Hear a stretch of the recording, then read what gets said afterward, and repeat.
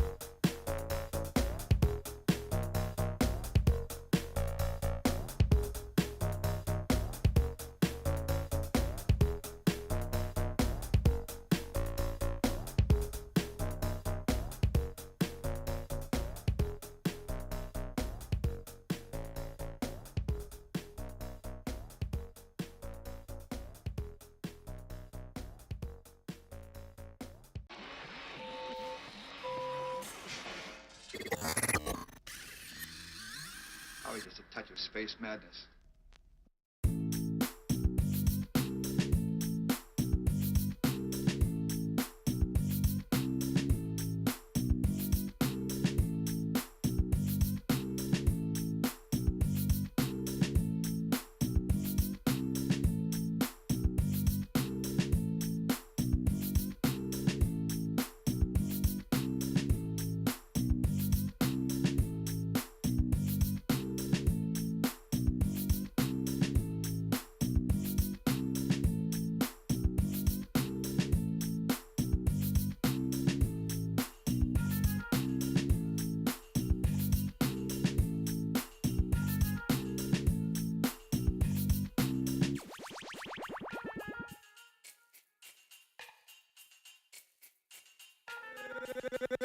Gangsta Boogie.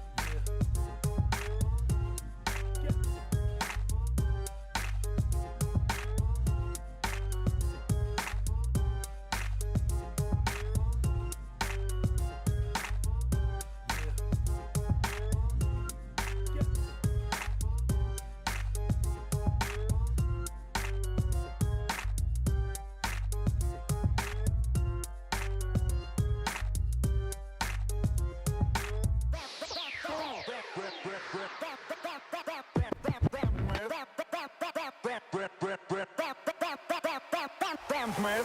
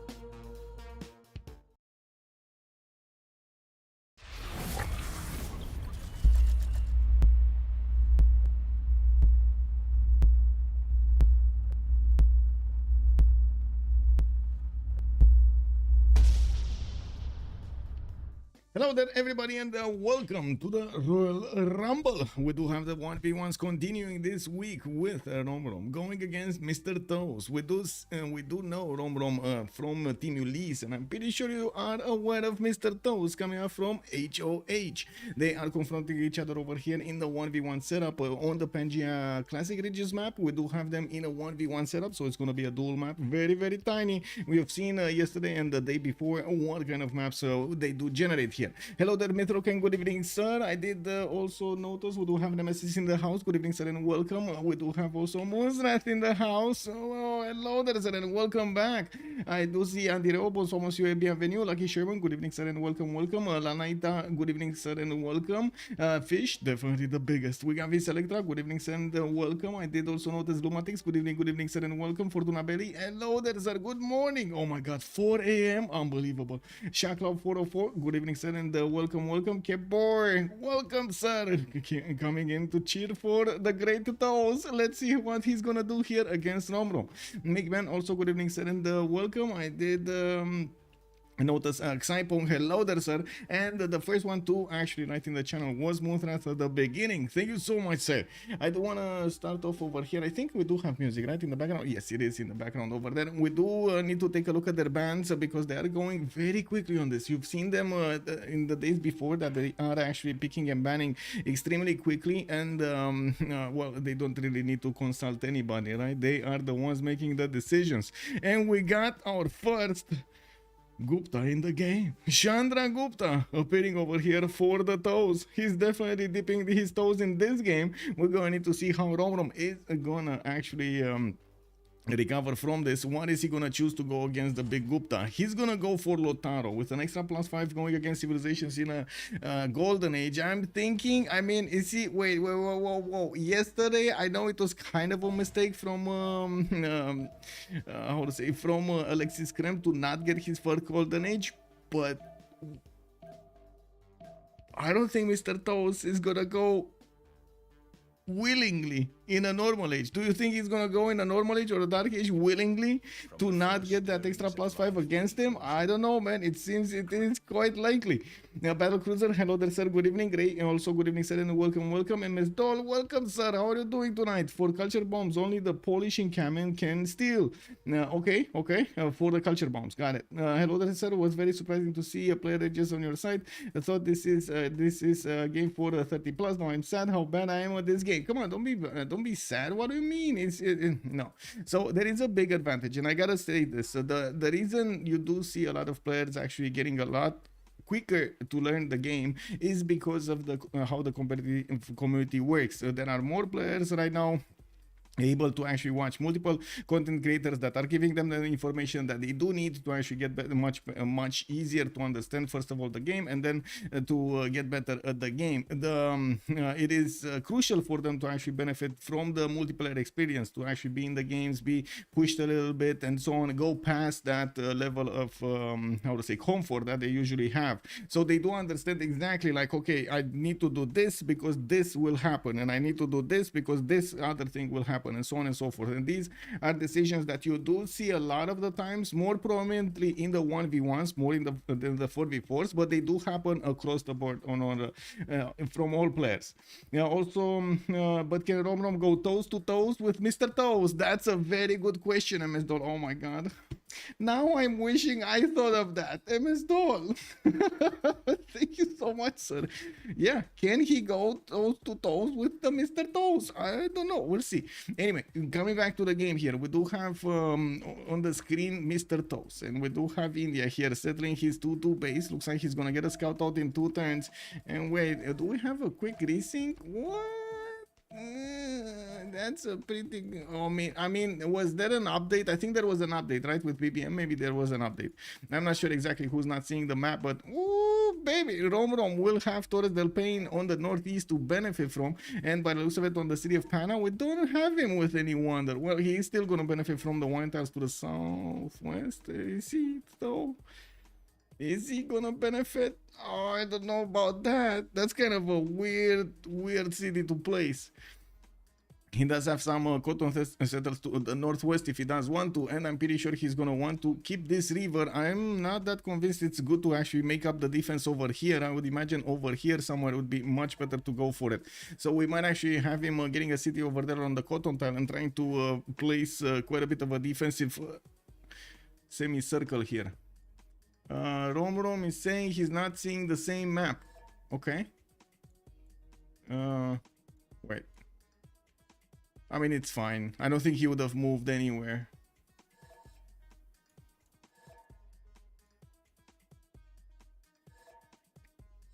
Okay, they wanna relobby. There wasn't indeed there was an update on one of the modes today. Better balanced maps. I believe it received the 092 version. Quite a few bug fixes and stuff like that. I'm not sure if it is actually how to say. Let me actually double check. Do I have? I think I have. Like the last one, the last time I checked, I think I had the last version. But let me double check my also my thing. Let's see mods. Yeah, 092 beta. This is the mod. Okay. It doesn't tell me when I updated it. I think I actually need to go on Steam to take a look at that. But I used an account that is separate from the main account for this particular, like for these games, because I do find it much better. I don't actually have the pin bug, the atrocious pin bug when like the screen freezes for a few seconds there, or half a second, which is enough to annoy you, especially if it happens all the time.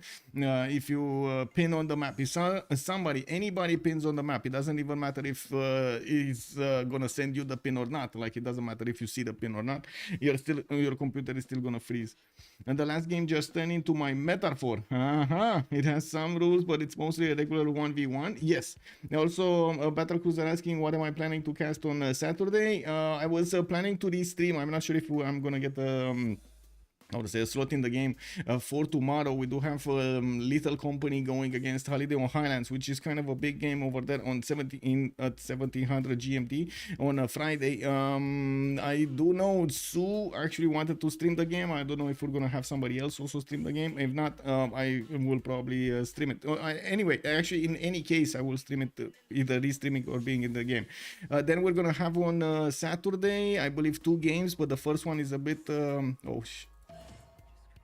the first one is a bit with a question mark. We do have Ulysse going against ZYDX, and my big question mark is because there are only 5 hours between the 2 games, we might actually see it going longer, and I don't know exactly what to do over there if we need to move for the other one. So I did volunteer for a recast, like I'm gonna restream, and if it goes longer, we're just gonna go for the other one, which is, I believe, amazing. It's gonna be Why So Serious going against Team 2. Ooh, big game, big game. That's gonna be amazing. We also have on Sunday, D-Shack going against what was it? Hashasiros? Was it that, or was it another one? Let me actually check the website here. Let's take Company Commander. Let's take Company Commander, I believe. No. Let's take Company Commander. It's also on D-Shack. The Sharks. We're gonna watch the Sharks. Yes, we're gonna watch the Sharks. There we go.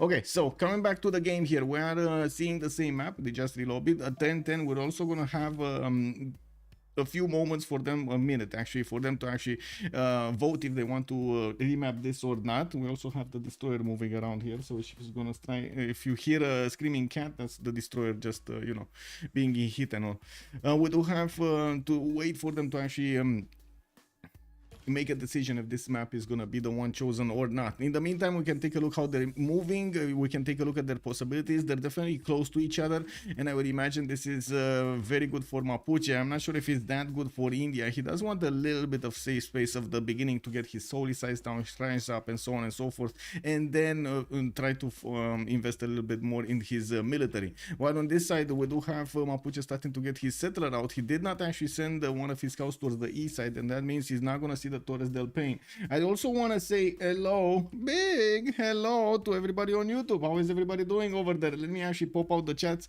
Ani, hello there, sir, and welcome. Cloud Sidki, also good evening, sir. I hope I answered your questions, and I do hope you're gonna find the Civ6worldcup.com website useful. If you have any kind of feedback, or you're finding it hard to find any kind of information, just give me a message, and I'm gonna try to improve it over there. We're definitely wait. Yeah, I do this and then I do this. Just getting my settings out over here. Victor, oh, good evening, sir, and welcome. You have arrived. Yes, yes, you did. Look at those shemamuls. All of the shemamuls. Oh my god, I didn't actually see that. Let me see. Oh my, wait. I need to click three more buttons. Three more buttons. I'm clicking buttons as fast as I can.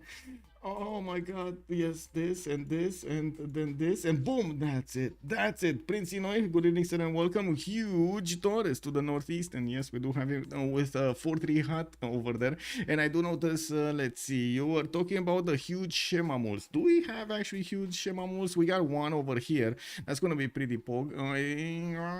On Torres del Paine, this is gonna be amazing. I think this is what you're referring to, right? On Torres del Paine, yeah. What's up, Athena? You came to check us? Yeah, she's just visiting. We're 10-10, so we're gonna see the players start off on their votes over here, and we do see that Chandragupta was already preparing to move settler towards the east side because he did have one of the Mapuche warriors to the north. That would have been quite awkward for him to actually pop that settler and send it towards the north, even though he would have actually had a Koton settle that was dangerous. He's probably gonna get this Koton settle with the extra gold on it, and of course the extra amenity from the beginning, and we'll see how this develops. I should join your Discord so I feel reschedule and know all of these events. Yeah, that is gonna be much easier to actually get to know the games. I do have to say, sometimes I find out about the games like a few hours later, but I'm like a few hours earlier before the game start, and sometimes I do find the games actually quite a few days before, which is amazing because I do have the time to like get prepared and also get the messages out, set up the Discord and so on. Colento 1 season 1 of CWC. Yes, it is the same Colento. Yes, it is the same Colento. Unfortunately, he wasn't allowed to actually stream those moments because Blizzard contract and so on and so forth, but yeah, it is that Colento.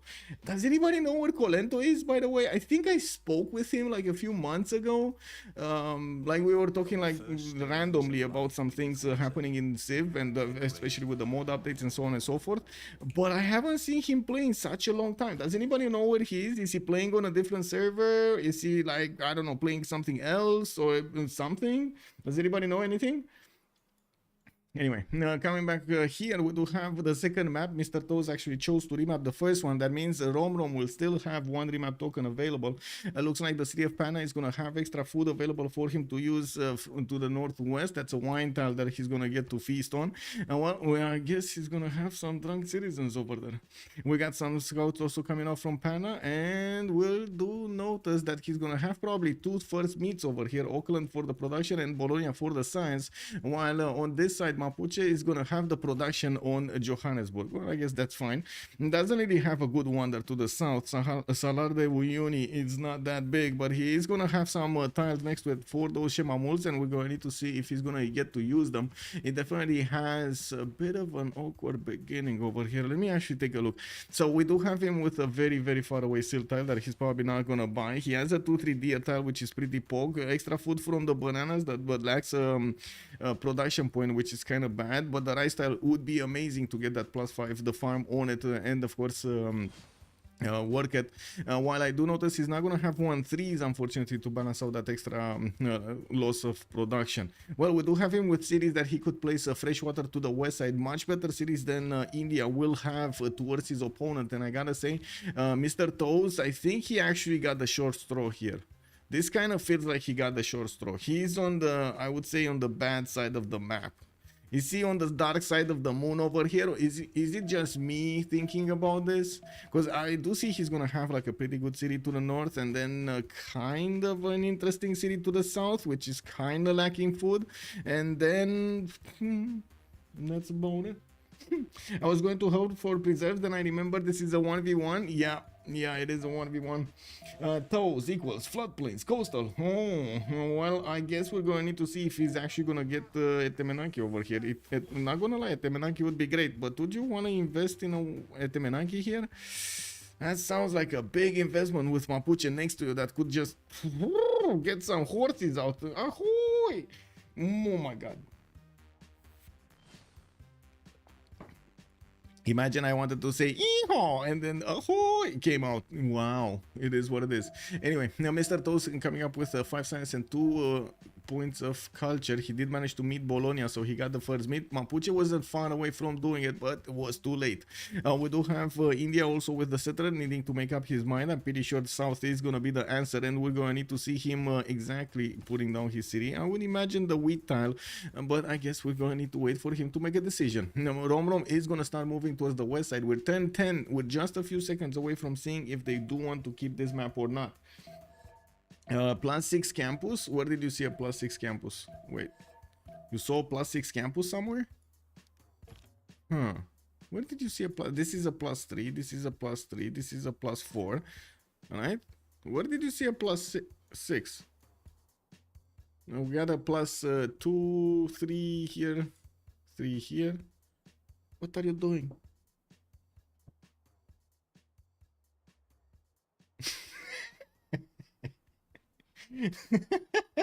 White boy, hello there, sir, and welcome.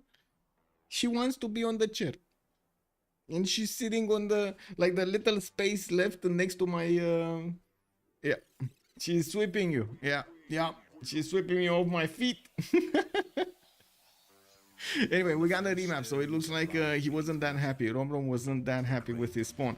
I'm actually curious, is this the correct decision? Because from where we stood, this kind of looked good. Didn't that look good for him? I guess we'll see. Anyway, now we're gonna ask them afterwards and see what they have to say. Again, they will have a river in the middle that they're gonna probably fight for. We do have Romrom on the left side this time around, and I gotta say, this time around we can actually talk about their strategics. We can spend more time to take a look and see what their options are over here and what are they gonna choose to open up with. We do have him going scouts first, and this is something that we've seen in 4 other players as well. This is a standard opening of 2 scouts. You do get to use them to get huts. You do get to use them to get first meeps on city states, and of course discover wonders. Not to mention having the ability to maybe pressure your opponent somehow. Maybe snatch a builder, maybe pillage a mine, and on so on and so forth. We do have Romrom here with a +3 campus in the capital to the south of Ngulumapu. I do see he's gonna have Krakatoa settled to the south with a fresh water on a jade tile.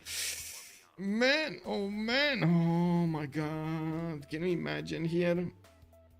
What was it? A fire goddess with initiation rites for Mapuche? Let's go.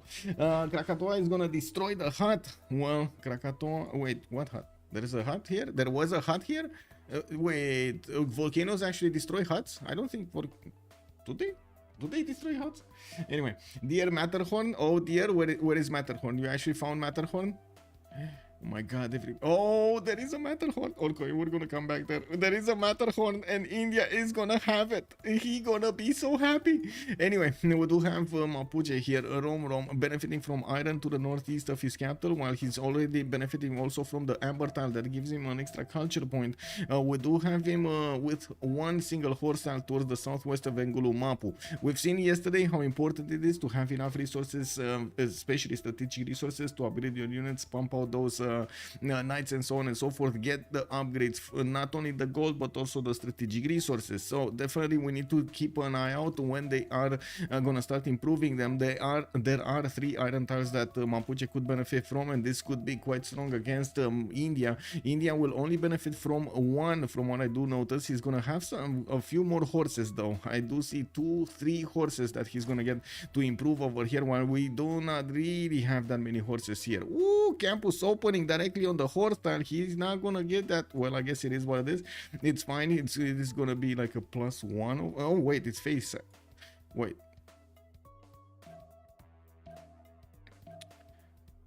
Well, this is something we didn't predict. This is definitely something we didn't predict. Yeah, it's probably a holy site. Yeah.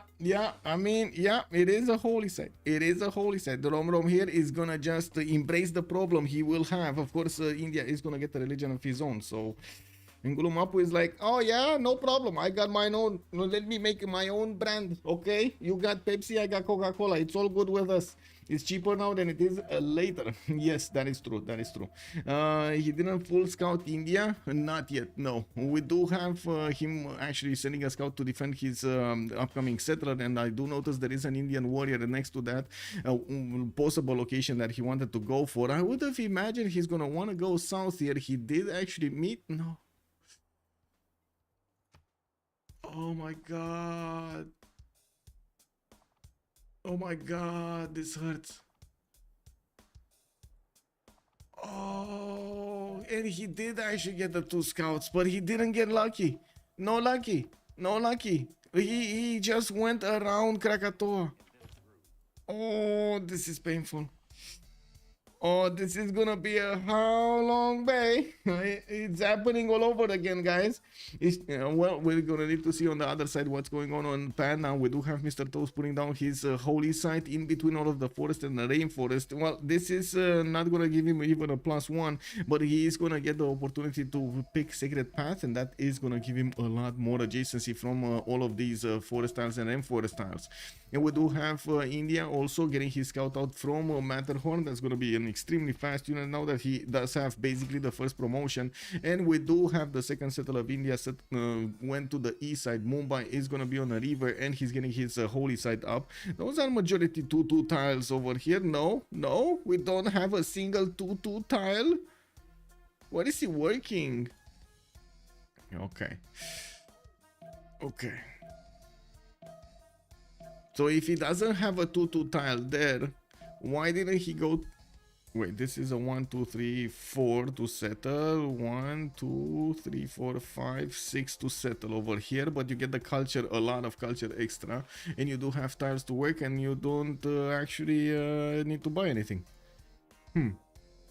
Interesting. Anyway, I guess he didn't see it. Or he saw it too late, or it was something with Mapuche Scout that made him not choose to go towards the north over here. And yes, he does have a problem needing to defend his holy site. Now, we do have him needing to spend some gold so he can get these 2-2 tiles, so he can work much faster. Now, while the game just gave us an error over there, I have no idea exactly why. Yeah, he couldn't move settle because of the enemy scout. I think so.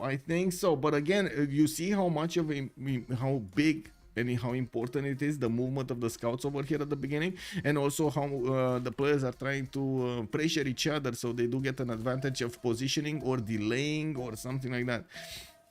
It looks like Romrom is moving to the east with his first settler. Interesting that he didn't go across the river, but I guess he does want to keep in between these rivers. His defense, he will have access to iron tiles here, multiple ones, but not at the beginning. Not a single 2-2 is going to be in his first circle over here. He does have other 2-2s in the second one, but that also requires him to spend some gold.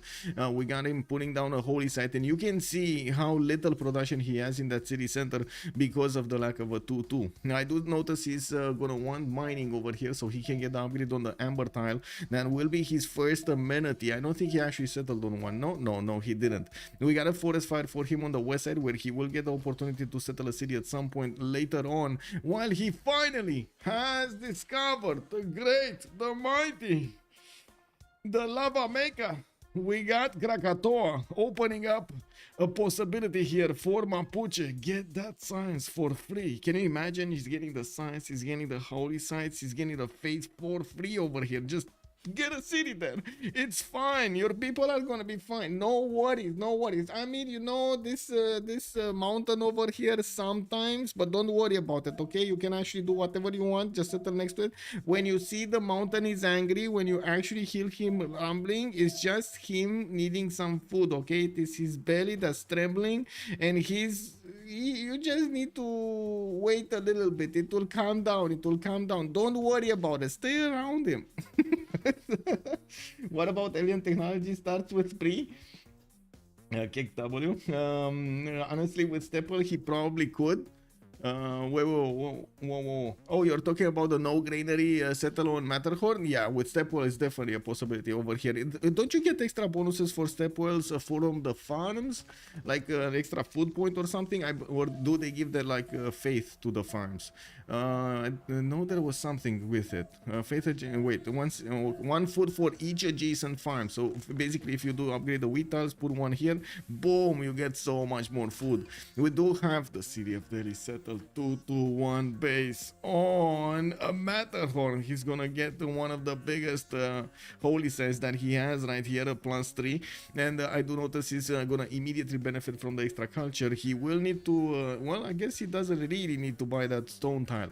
Okay, is this gonna be Feed the World or is this gonna be something else? Another Krakatoa game? Yes, White and Nerdy, good evening, sir, and welcome. How are you doing, man? Oh my god, have you seen Photoshop Beta? White and Nerdy, have you seen Photoshop Beta? It's just like, boom, blows your mind, man. It's incredible. What did they do? Battle Cruiser says feed the world 100%. I think so. I would imagine so. Let's actually take a look here on Mapuche. What is he gonna do? There we go. The settler is going to the south. He's gonna definitely get to feast on that jade tile.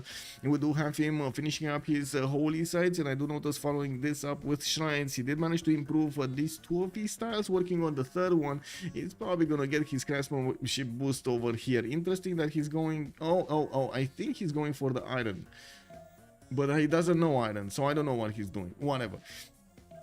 Now we do have him getting that shrine in 2 turns, and I do notice he will need plantations irrigation if he actually wants to improve these tobacco tiles, which is kind of bad, but I guess, you know, it is what it is.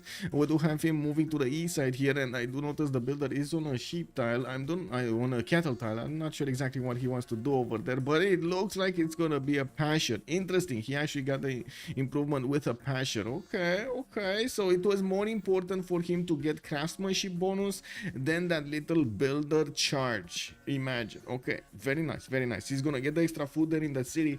He's gonna get to grow it and have an extra tile to work while that city is working on his holy sites. It does seem like we are still 10 turns away from getting the next era when they're gonna actually get to benefit from the bonuses of possible holy sites adjacency. Now we still don't have a faith generation here on Mr. Toast. Do we? No, he's on 0 faith attempt. Can you imagine that for so long and he's on 0 faith attempt? He's gonna get his horse improved. He did manage to get a builder. He did not get his shrine up in the city of Pana. The reason that he's actually 0 faith is because he did not follow up with his shrines. We do have him starting to get the prophet points though, 2 a turn, while Mapuche is only on 1 a turn. He's gonna start finishing up holy site prayer projects after the shrine, which is definitely gonna be needed here. They don't have that much time until the next era, and you've seen yesterday how time actually passes by so quickly, and sometimes that extra turn that you want to take, that you know you're gonna have, just like poofs, you totally forget about it. Like you lose focus and you forget that you actually needed to do that in that amount of time, or you didn't take into account that was a heal over there or something else that would actually slow you down. That is critical. Yesterday, for example, Normal Age Gupta.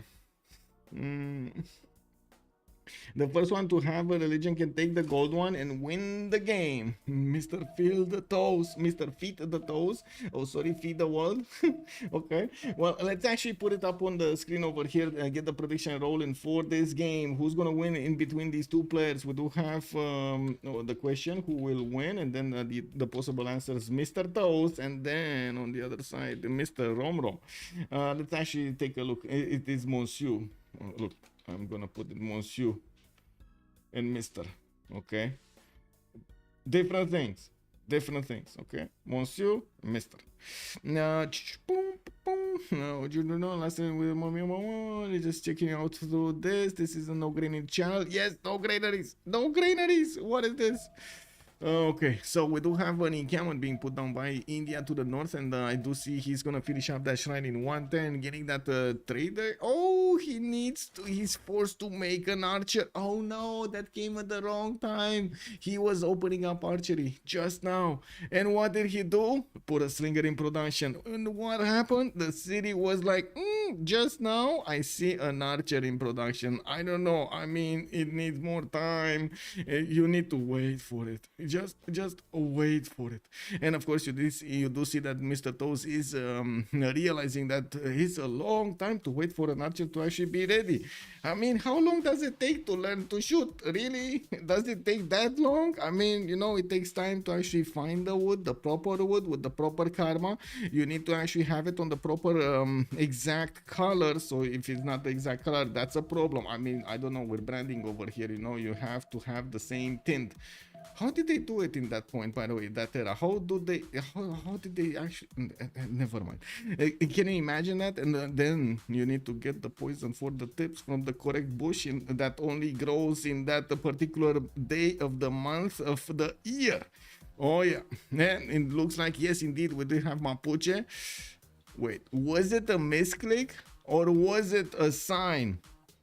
Yes, Albatros, it's a 30-minute vote because I believe we're actually going to have quite a bit of time here. It does look like it's not going to be like one of those, oh my god, we're going to take down cities immediately.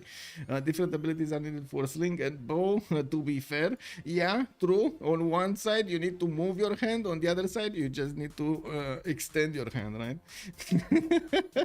Different. Yeah, no, not wrong.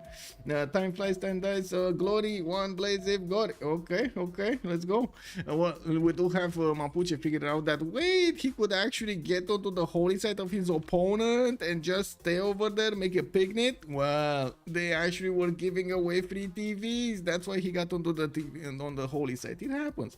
We got over here Mumbai getting the archer next turn, and I do see the scout will have a promotion. By the looks of it, he's not promoting it yet, which is kind of surprising.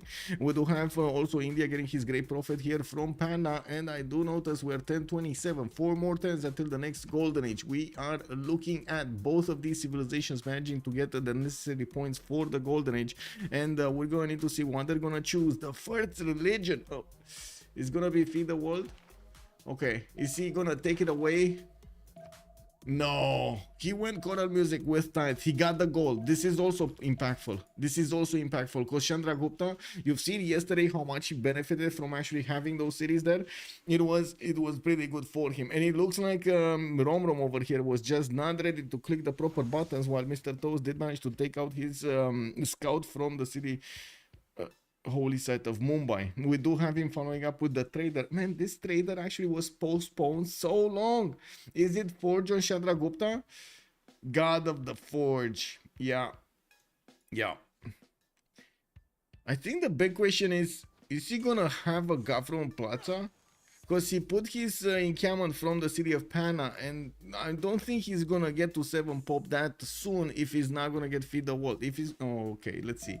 Did he get feed the world? I don't see the city. It's still growing in 12 turns. And he has a shrine that should have had more housing and more food. Let's see next turn. Oh, it's still 11 turns. No, he didn't get feed. He went for the production, didn't he? Okay, guys. Feed the world left side or production right side? What do we do? Feed the world or production? Work ethic. What is it between the two? Did he pick feed or did he pick work ethic? Right, so that's feed. Woo. Okay, let's see. Let's see. Oh, it did it. You mean work it? I mean, you can't get it back, man. What do you mean? You were saying, oh my god, man, going back on your word like that. What is this? Because of his B2? Oh my god. Well, the builder is coming out. Mr. Toes is having a problem. Romrom Scout is getting in. It looks like he's going to try to get another archer. He could actually chop it with the builder over there. I would imagine he already has mining. He did improve something here. Or no? Yeah, he did improve an amber tile. We do have them also 1030. It looks like Magnus is going to be the option of Mapuche in the city of Picumapu while he's putting the first horse in production. We do have in the stat screen over here Lotano getting the benefits of Puel Mapu, which is a bit of a surprise over here that he actually chose to settle on that tile. He did want to get the most out of the science, out of the tiles of Krakatoa, and even gave up on the Jade settle with the freshwater forest. Anyway, we do have him getting a significant advantage here in the science. That's 40% over Mr. Toes, while we do have Romrom getting 17 culture with Mr. Toes only on 14. Now we do have a few archers starting to move towards his opponent. It looks like India is gonna get some of his own, and he's starting to get encampment training projects over here. He just needs one so he can actually get a general. While I'm pretty sure we're gonna see a general for Mapuche, since both of these nations are gonna be in a golden age. Well, I believe Mapuche will be on the advantage, on the upper hand over here. He's gonna have the upper hand, the ace up his sleeve. He's gonna have an extra +5 against India whenever India is gonna get that. There we go, there we go. Warrior bullying the slinger into submission. I mean, don't you throw those rocks at me. Let me show you how it's done. Can you raise CS according to the rules? Yes, you can raise a CS. You cannot keep a CS. That's the problem. You cannot keep it. Also, Machiavelli, hello there, sir, and welcome. He will feed, all right. What is Mapuche's religion? Mapuche went for choral music with tithe. Choral music and tithe. There we go. Initiation rites as a pantheon. He's getting the faith per this. Okay. Golden Age, Golden Age, Golden Age. What you gonna be? Monumentality, Golden Age. Coming up for Romrom. He does have 17 faith at 10. Looks like he's popping builders like there's no tomorrow. He does have forces coming out there and still needs 2 more turns for Magnus to get into that city center. He doesn't have, by the way, he does not have an encampment down. He went for an government plaza here from the city of Vengulumapu, and he just barely got into oligarchy. Didn't have time to actually build something like Waller's Throne. We do have him getting another builder from Mapu, and we're going to need to see what is he going to start doing with these archers going towards his opponent here. Mr. Toast did manage to take care of the scout, but not before the scout actually feasted on the holy side. Well, it's fine, you know, Mr. Toast got a builder quickly, did manage to chop a few tiles over there, got the forest, and immediately got back the holy side, the +3. He did manage to also recruit a general. While I do have to say Romrom is struggling to get the gold per 10, we do have him on -1 gold per 10. He's starting to actually get quite a bit of a military here, and I gotta say Mr. Toes over here is playing it very how to say very safe, sending the general towards the west side here in the face of Mapuche's military. The general doesn't actually get anything. It doesn't really happen, and nothing actually happens to the general. He just gets back into the closest city, and that's it. But you can kind of trap him. We've seen multiple times like admirals getting trapped by their opponents and so on and so forth. Yeah, it happens. You know, you take the chance of moving with that unit. It is what it is. We do have Waller's Throne coming up in 5 turns from Ngulumapu, an encampment from Pikun Mapu, and by the looks of it, in the lands of Mr. Toes, he did go also for a Monumentality Golden Age. He's gonna benefit from the 22 faith at 10, the 36 production that he has to get some units out and fend off attacks from Mapuche. Well, in the meantime, the Indian Varus are starting to get out onto the field here, and yes, he's starting to improve his iron tiles. I do see he's gonna get quite a few more Varus. What a few more Varus. Encampment training projects coming up in Pikumapu. Looks like Mapuche is going to want to actually chop it out immediately. There we go. He did actually chop one. He just needs the next turn, and he's going to get a general. That means these units are going to come with an extra +10 over the Indian units. I guess an extra +5 because the general does nullify each other, right? They nullify each other.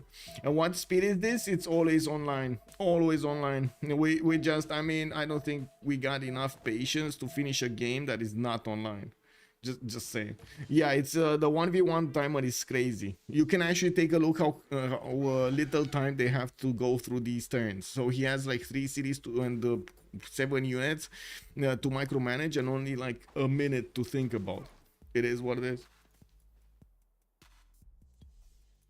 Now let me actually put it up on the screen over here on YouTube as well, the prediction for this. Do you settle left or right of Krakatoa? Work ethic is still nerfed. Yes, work ethic is still nerfed in the sense that it gives you +2 production for each shrine and +4 for each temple, basically, and not it doesn't give you the production equal to the adjacency of the district KW, which is kind of, can you imagine? Anyway, now Puel Mapu here getting that builder, and the question is settle left or right of Krakatoa. I would have definitely settled on the J tile, but I do understand why he did want that extra advantage of the science much quicker than waiting for it otherwise. We do have also Mapuche needing to actually fend off attacks from Varus, and at the same time Indian archers that are moving around. He does have forces going right next in front of the tanks of these Varus, and I do notice the General Trunk Track is making his appearance there felt. It does look like the horses do have enough strength to trade punches with the Varus. He just needs enough of them. He did manage to recruit here Trunk Trak, moving forward, getting pick him up with another horse, and finishing up Wolo's throne next turn. This will stabilize his gold per turn. He's not gonna get to spend any more gold on these horses, not to mention he's gonna build them faster. Russia will with work ethic without the nerf. Yeah, I mean, it's still very strong. It's still very strong. I wouldn't underestimate that. Who will win? We do have on one side Mr. Toes, on the other side Romrom. Boom, boom. Rom. I still gotta say, you know, it's a chocolate in Romania. Romrom, it's actually a chocolate. Wow, it's a chocolate bar. Kick W. A pretty good one, actually. Yeah, not that I'm a big fan of it, but it's not bad. Anyway, we do have Mapuche here still standing next to the borders of India. Didn't go in right now, while Mr. Toast is gonna focus his efforts on getting as many Varus out as possible. He's gonna also need a line of archers right behind them to either fend off attacks or push back against Mapuche.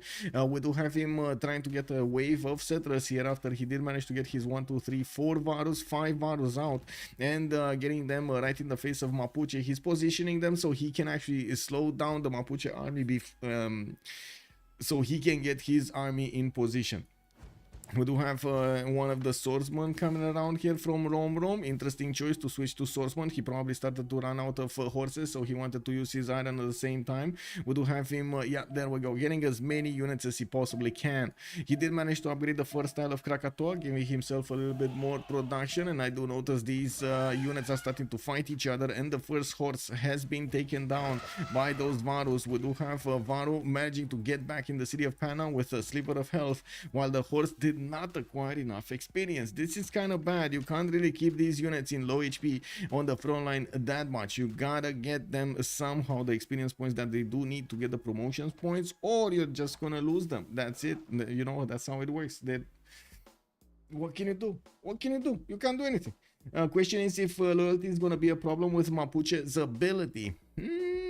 Yeah, that's an interesting question. I haven't seen, honestly, I haven't seen Mapuche create that many like flipping cities before of his ability, but I can't wait to actually see one of those examples. You know, it's one of those unicorns we barely see. For example, who is gonna recruit partisans in neighborhoods in opponent cities? That is, for me, that is basically a unicorn. You know, it's one of those like niche situations that happen maybe once a year or once every 2 years or something like that. Now let's actually see. We do have India pushing back, and it looks like he's sniping off the archers and the units of Mapuche. He did take down one of the horses and did push back one of the archers that was very, very low HP. This one actually has movement, so it could actually gather some experience. Not enough probably for a level. We do have also temples coming around here from Mr. Toes, while he's starting to get those extra bonus points on his units. We do need to see if Mapuche is going to respond in kind. It does seem like at the moment Mapuche's production is just not the same with Mr. Toes. Not that he doesn't have the production, is the units he's producing are a little bit lower in quality and lower in strength than his opponents, especially like Varus. Comparing Varus to horses, that's not even a comparison. Imagine if he had Varus with the ability of Mapuche. Ooh, baby! Oh my god, that's some vanilla chocolate right there. I mean, I'm not inclined to think Mapuche will actually kill units. Yeah, he's not really doing it. Yes, he's not doing it. But it looks like the swordsman is getting onto the front line, and he does manage to hold the line, I would say. Let's actually see if this holds the line altogether. Now, we do have some archers making their appearance felt over here, and they're getting the position on the hills and in the top forest. Yes, they're going into the trees, boys. They're actually defending India from the trees. You gotta do what you gotta do. You know, it is what it is. We do have Delhi getting a settler out, and I do notice he's gonna get that third temple in there with Bengala establishing in the city of Delhi. He still has a problem, doesn't have enough housing. He did actually... No, you chopped the wheat tile. That is the biggest wheat tile. No, he would have had so much food over here on the step well. Is this just an... Oh, that is unfortunate. Anyway, I guess he really wanted the other population point over there or something. And he lost it from the settler, no?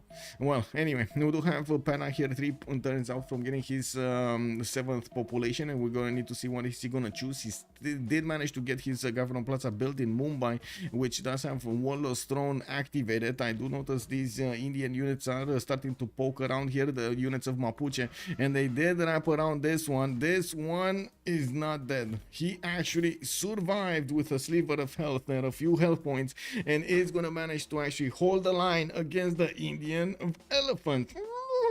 He can still farm the tile, it just won't be a good tile. That's true. That's true. That's true. He can put a farm there. That is true. Get a farm triangle over here. Well, we do have some more swordsmen coming in from Mapuche. He never actually got a settler to put it on the east side, but now he's gonna finish one in 110 from Engulu Mapu. That would still make India with one extra settler over him. We do have, wait a second, didn't he have more settlers? I'm pretty sure I saw 2 of them in the build queues. Did he stop to get the temples in the meantime and only got this one? Because I don't see another settler. Do you see another settler? Is this? Am I dreaming? Like, I'm pretty sure I saw settlers. Didn't I say he actually got 2 settlers in production from Patna Mumbai? It was like 4 tens and 5 tens. Oh my god, I remember. It was like, it's right now in my face. Yeah.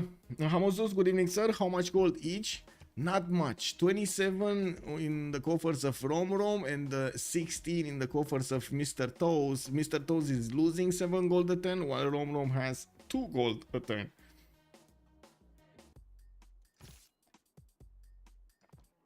Yeah, these elephants don't really seem that eager to be pushed. We do need to see if Romrom is gonna manage to get his upgrades for the next part. He does have his settler moving towards the west side, and I do see Pingala establishing in Puel Mapu. This is gonna be quite an advantage for him, having that extra science over Mr. Toes. I do not see a campus, nor do I see yet India having the ability to put down a campus from its population. He's gonna get that extra pop in Parna next turn, and I guess the big question is he actually gonna put a campus? He's kind of forced to put a campus, right? He can't do anything else other than a campus. Like, what would you do? Culture? Try to go for nationalism faster, monarchy faster? I don't think he's gonna get enough to get there to make a difference, right? So I would imagine campus or commercial is probably gonna be his choices. He needs both. He needs more gold because he doesn't have that much, and yes, he did improve most of the tiles that would give him gold already. So he definitely needs to fix that problem. While he needs to have a bigger military, he can't give up on his military. Even on the other side, he would need more military to actually overwhelm his opponent. So definitely, that's a hard choice. That's a very hard choice. With only 12 science a turn, he knows he is quite behind Romrom. Romrom is going to get a big influx, and he's going to flex that extra science when he's going to get Puel up over here with Pingala as a population point, the extra science per population point. Oh, that's going to be big. And he has a chop, copper chop and a mace. Wait, -9 dium, no gold in a turn. Is he going to start losing units? Wait, no, so he is moving his builder on the maze tile, so he might actually chop this one. We do have Romrom moving forward with one of his sources, trying to see if he can actually do some damage to the Indian defenses. I do notice Mr. Toast, there we go, just chopped one of the main tiles in Delhi, one of the main tiles in Panna, and now he did at least stabilize his coffers. He's on 109, and there we go, campus. But where gold? Where gold? It is a campus, but where gold? He has to go commercial because -10 is not sustainable. I agree, and this is a big conundrum. This is a very big problem for him. He needs to somehow get an extra trader and start trading with a city-state here if he can. Now we do have Mitla for Romrom, and it looks like Mr. Toz is going to keep Geneva. I do see Mohenjo-Daro is also going to be Romrom city to the west side, and at the moment I do notice Mapuche is working on internals. He's going to send one of his settlers towards the west, where of course we do see all of this land has been fertilized a little bit by the gods of Civ. You know, they just went over there, marked the spot, and got all of those extra food points and production points. It is what it is. Sometimes you need to send some fire to, you know, reclaim stuff. It is what it is. How is it in the movies? First you have to destroy it and then create. I don't know about that, but still it was quite a well-known phrase in the movies, I would say. Holy Magnus City. Well, yeah, it is a Holy Magnus City. He still has quite a few chops in there, and I do see he's still making units and sending them to the front line. While I do see Romrom only has these cities to benefit from tithe. He's going to be quite happy if he does manage to get one commercial down. I don't think he's going to have that opportunity, is he? We do have him with a +3 campus from Engulumapu. That doesn't look like it's going to happen unless he starts getting the housing from somewhere. I don't see a single Shemamul here. Can he put a wait, can't you put Shemamuls on you? I think he could put a Shemamul here. Can he put a Shemamul here? He should be able to put a Shemamul.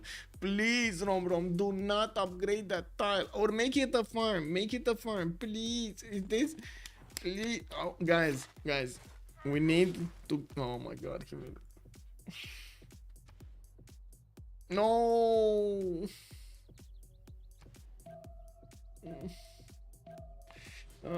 If tile gets buffed by forest fire, does the buff go away if you chop? No, it just goes away. Not the buff. The buff doesn't go away, but everything else goes away. Oh, that's so sad, by the way. I mean, I would have loved to see him getting a Shemamul here, but the second he made a mine, he lowered the appeal of the other tile. He could have just made a farm there. Oh well, it is what it is. Romrom is gonna move another settler towards the east side, and I do notice finally we got those settlers coming out from India. He did manage to get a second general, Burika, in the city of Agra, while these settlers are gonna give him 6. Whoa, 2, 4, 6 settles. Can you imagine? 6 settles over here for the Gupta. While on the left side we do have Mapuche also with his 6 settles. Soon he is gonna get that Mohenjo-Daro settled over here, and I do notice he is probably thinking very seriously about that deer tile. I would imagine that would be probably the best tile, but it's just Mohenjo-Daro being very annoying. He's keeping an archer right there. It's like he knows they're there to take his land or something. He's finding this so aggressive. Wow, just bullying over here, Romrom. We got some more horses coming up from Mapuche, and I gotta say it will cost him an arm and a leg if he actually wants to upgrade these into Malon Raiders later on, and we're gonna need to see if he's gonna have the resources to actually pull that off. Malon Raiders are usually very impactful in the game, and usually they do tend to end games. Yeah, just straight up end games. We do have here in the 1v1 scene a very serious problem. The gold per 10 is not gonna be that big. They already started to chop the majority of their mazes or their copper mines, so they're not gonna have just extra influxes of gold easily. I do notice, for example, 2 copper mines towards the north from Romrom. He might get the opportunity to hard build a few of them, maybe poke around the cities of India and get some pillages off, but I gotta say, so many Varus coming out from India. So many Varus coming out from India. The Mapuche units, the Malon Raiders should be stronger than the Varus, even though Varus usually are quite strong even for the next era units. I think in this scenario it is going to be quite heavy. We do have Romrom keeping up his advantage with 26 science versus those 13. We're 1047, and it looks like both of them, no, not really both of them, they're going different trees here. Engineering for Romrom, he's gonna go for crossbows, while Mr. Toast is discovering his iron working. I do see also feudalism coming out next and for Romrom, but I did not pay attention if he actually got some builders pre-built, so he could actually just pop them out and get immediately the extra charges. Now I do see Romrom is starting to push a little bit the toes here in the city of Agra, where I do notice Mr. Toast got immediately some walls. We do have India making a wall of archers right behind these Varus, so he can keep on shooting while his Varus are getting the heals in the front line. Now I do also see Romrom is expanding a little bit his army towards the northeast. He might actually want to take on the city of Agra here, which is receiving Governor Victor bonuses that will give him not only more fortified defense, but more hit points on the city, I should say, but also an extra +3 on the units if he gets that promotion. Sneaky horses. Sneaky horses. We got Romrom trying to get through, but it looks like he's not gonna be in time to actually take a settler. He will slow down Mr. Toast's second city over here, which was probably sent to the south and then needed to come back. We do have these horses still needing to find their pathway here towards the pillages. This is... He needs to get into the gold. Non-sneaky. Alexis Krem, good evening, sir, and welcome. Bonsoir, monsieur. Bienvenue, bienvenue. Varu +1 vision. Yeah. The elephant. Because it is high? It is very high? Okay. I guess it is what it is, you know. It's you see the world differently when you're on a Navarro, basically. And Icrotic, hello there, ma'am? Hello? It was sneaky before the Varu was there, like 5 10s ago. Yeah, well, too late now. We do have to the west side here, Romrom building up his advantages, bringing a settler towards the east side, and I do notice he's starting to put down his campuses. Definitely wants to keep padding on those science numbers. While he does have a decent advantage when it comes to the economy, he did manage to put down another city, which is gonna get converted to tithe. An extra +3 is gonna be good. And I do notice he's gonna. Oh my God, I mean, he needs to. Guys, we need to forgive him for building a granary. This is definitely needed. He needs the housing in there in Ngulumapu. He needs it them right meow. Not a joke, by the way. All units +1 vision. Yes, sir. That is true. And thank you so much for pointing this out. Thank you. We do have Delhi over here, still on 3 population with Governor Pingala. Unfortunately, that Stepwell is not giving him that much. And we did not have him getting another builder for maybe some farms or maybe some other Stepwells in the other positions.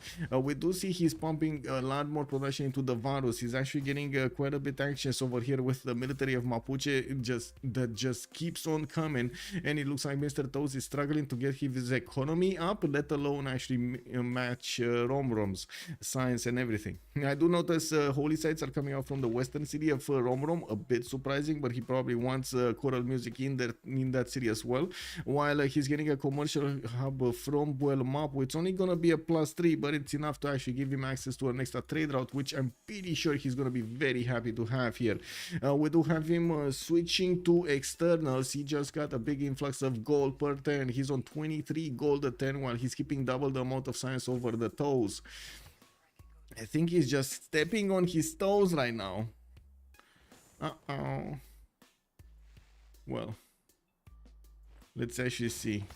I don't really, like, don't get me wrong, I see a lot of units, but I don't really see a way for Mapuche to actually do damage against Mr. Toes. I see a lot of units, but they're just standing there right in front of each other and basically just eating into India's resources rather than doing anything else.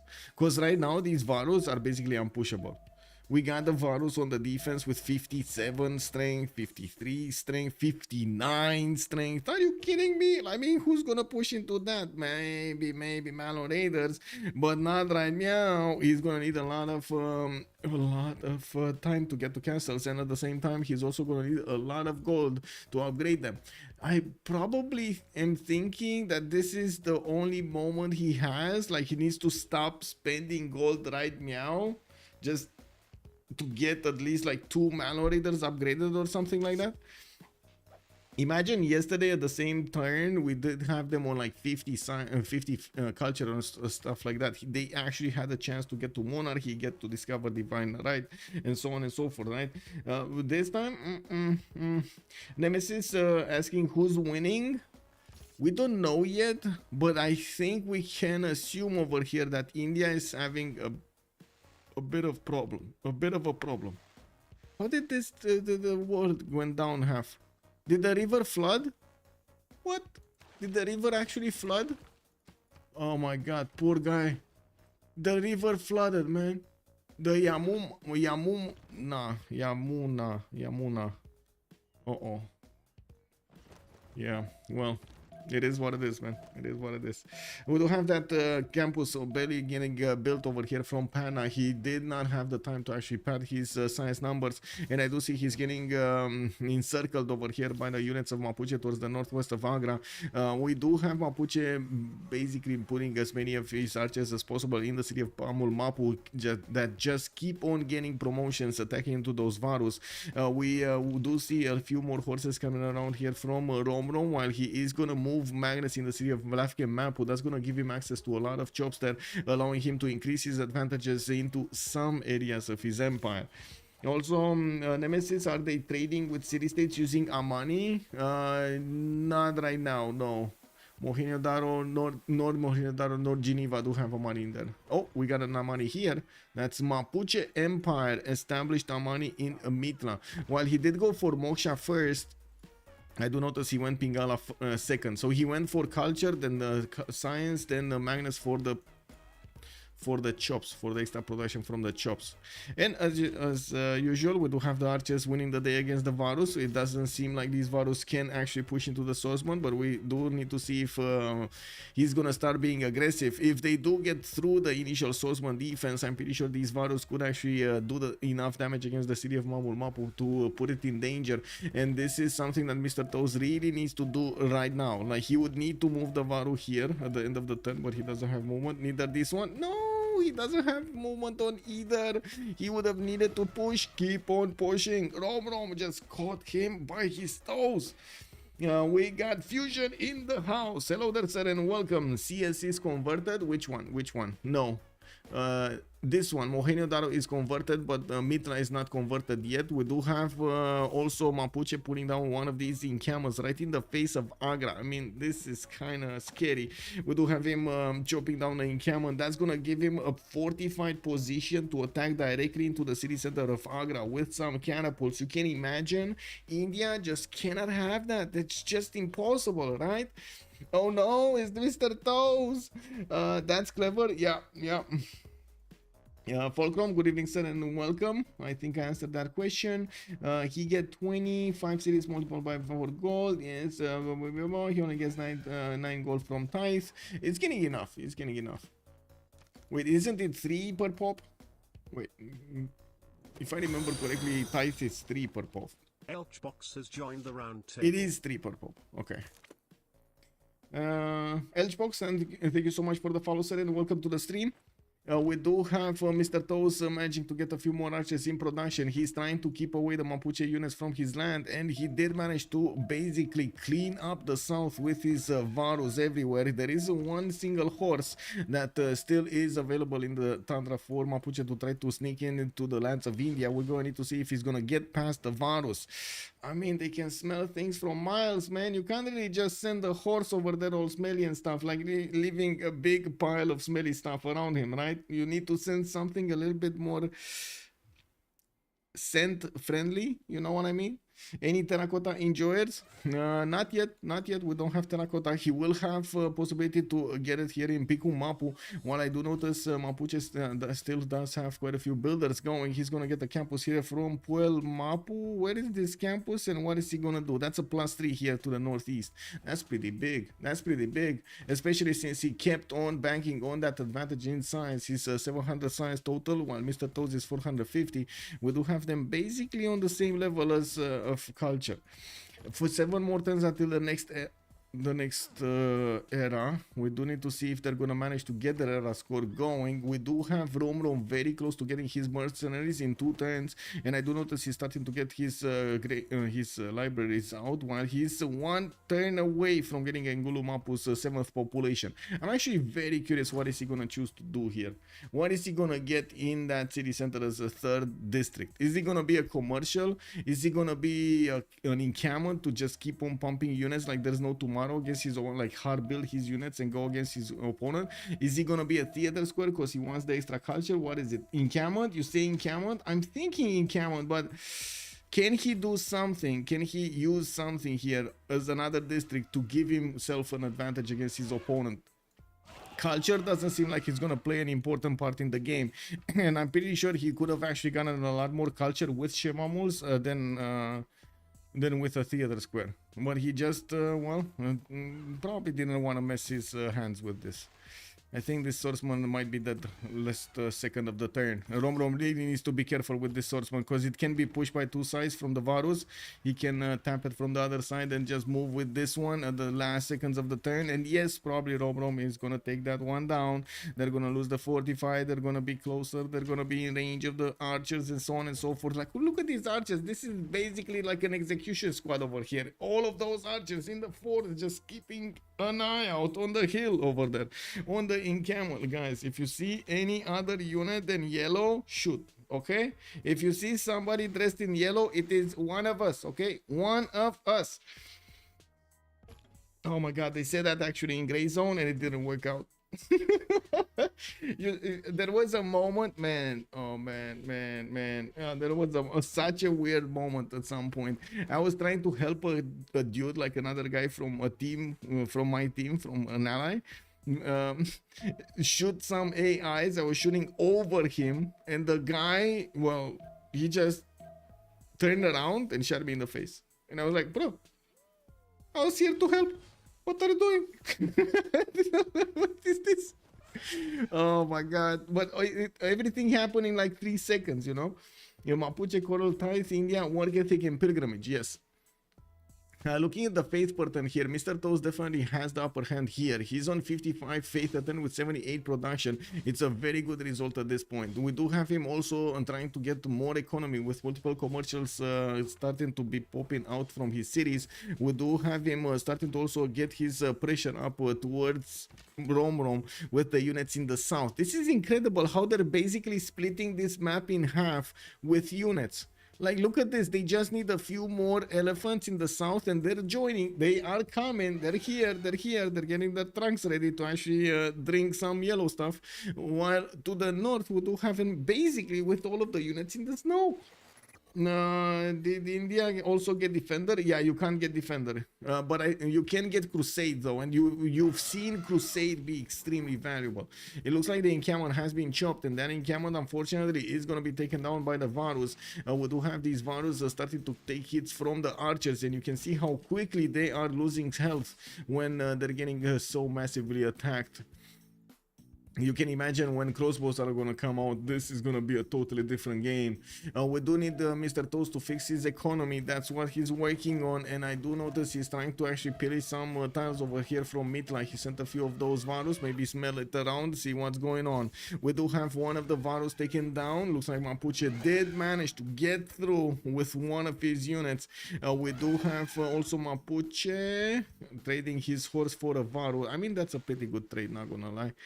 This swordsman though died for nothing. He might have just, you know, dealt damage to an archer or something. Anyway, it is what it is. I'm gonna need to see what happens here. It looks like the Varus of India are definitely very, very strong. They're taking out these swordsmen like there is nothing defending those tiles.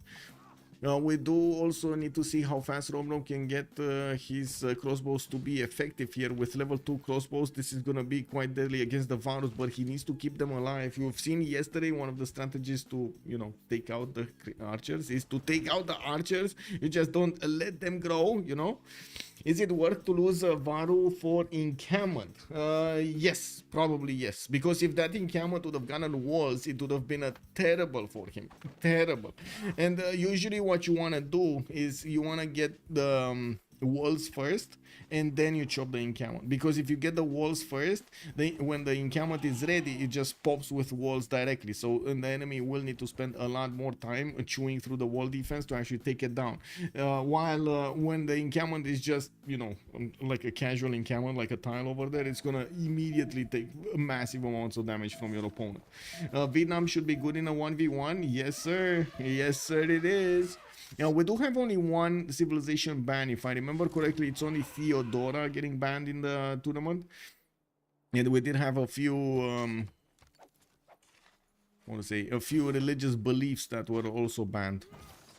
Okay, so encampment gonna be repaired in 2 turns. We don't really have another chop then unless he buys some tiles. And looking at the score tab here, Romrom does benefit from only 90 gold in the bank. He did manage to get an apostle, which does mean he's going to evangelize that religion. We do have him getting activated here. It looks like African Mapu is starting to get his temple chopped.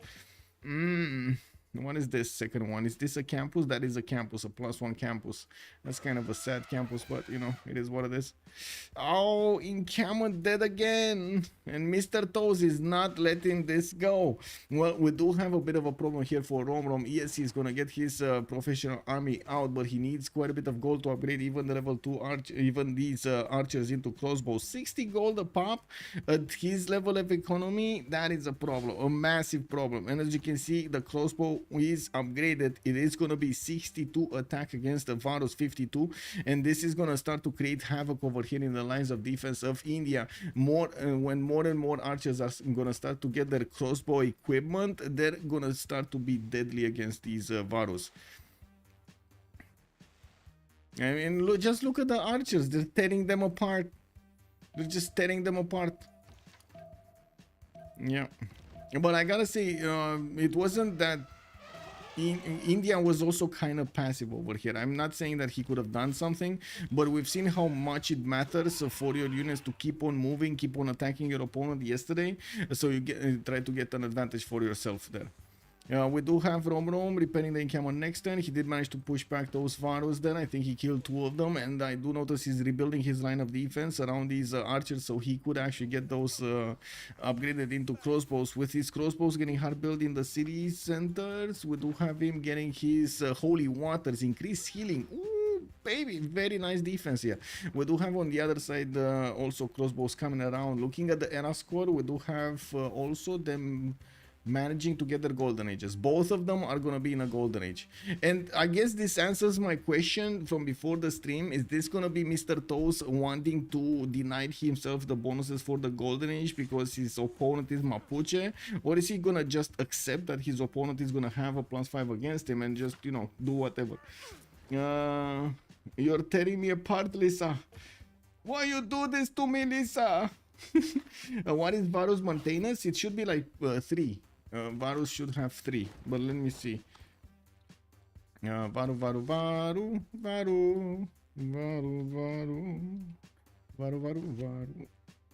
it's 2. It's actually 2, but he's not paying anything for maintenance, right? He has Warlord's Throne, and he's probably working the -1 card. Yeah, he's working Conscription and Warlord's Throne, which basically nullifies how much a Varu costs. So unfortunately, this lack of gold per turn is more because he built a lot of stuff, like his holy sites, for example, cost him gold for each building. We do have the campuses also cost him gold, while he didn't actually have a lot of resources that he could improve with gold per turn. In contrast, Romrom on this side did have a few, like some bananas over here, but he didn't upgrade them. So I wouldn't really say there was that much of a difference between them when it comes to the resources of the land availability. Have you considered naming a new cat after a Civ unit like a Varu? Not really. No. I find it very nice to name them after like Greek gods or something. Like I don't know, something from mythology, right? Something that is. I don't know. I guess I'm a bit of a conservative in that sense. How much gold is Toes on? He is on 119 gold, and I do see that Romrom spent the majority of his gold to get the upgrades on these crossbows. He did manage to get another level 1 going. While he will need to keep on hard building stuff, he still did not manage to repair the encampment, and it does look like he's going to need another turn here to start taking out these Varus. India is pushing through the north, and this is what I was expecting here, him being much faster to push through the units of Mapuche. Now with the crossbow, it's much easier for him to do the damage, the initial damage that he needs to get to follow up. Now, a bit surprising that he still has quite a few units in the east side here, in the southwest of Pana, I guess, and I was expecting him to keep on pushing a little bit against Mapuche, but he stood still, he stood his ground, and to be honest, right now it's a bit too late to move. The crossbows are there, and they're gonna be there in the city center, keeping on the pressure on their opponents.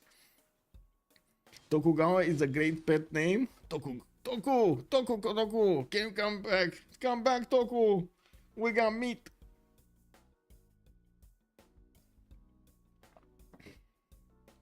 For a turtle?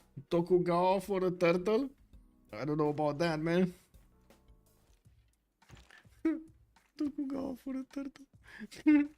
Anyway, we do have Mapuche here getting his campus in 2 turns. He did manage to start chopping the city of Lafken Mapu, while he is gonna get his next crossbows. Unfortunately for him, he lost the majority of his swordsmen that he did carefully put to the north over there to keep India contained, while right now he's facing a very big army from Mr. Toes. He will need the gold help to upgrade his units into stronger ones, and that is where the problem lies. He's gonna need to get them stronger soon, and he doesn't have the gold. Now we do have him with the hard builds coming around. He's also gonna get more science, significantly more science than his opponent.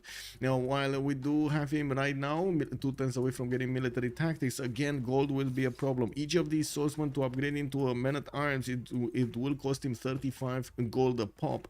Civil service coming up next, and kind of useless in this mode. You don't really have anybody to ally with, but he definitely wants divine right afterwards. And one of the things that we've also seen make an impact yesterday was the walls of religion card, the extra +4 that you do get at reformed church. It's really not before you can't handle it with gold income. Yeah, all cities are called Mapu.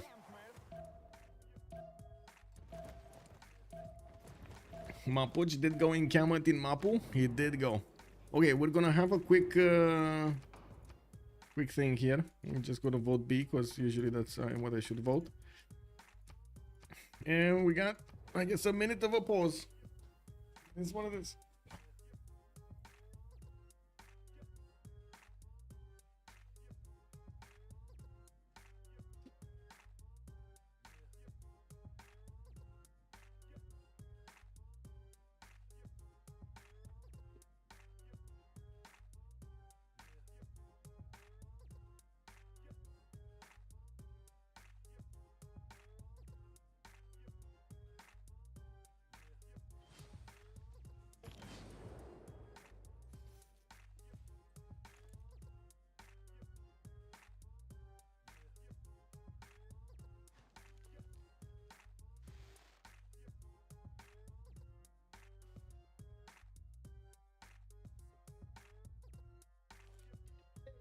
Than a minute for a pause.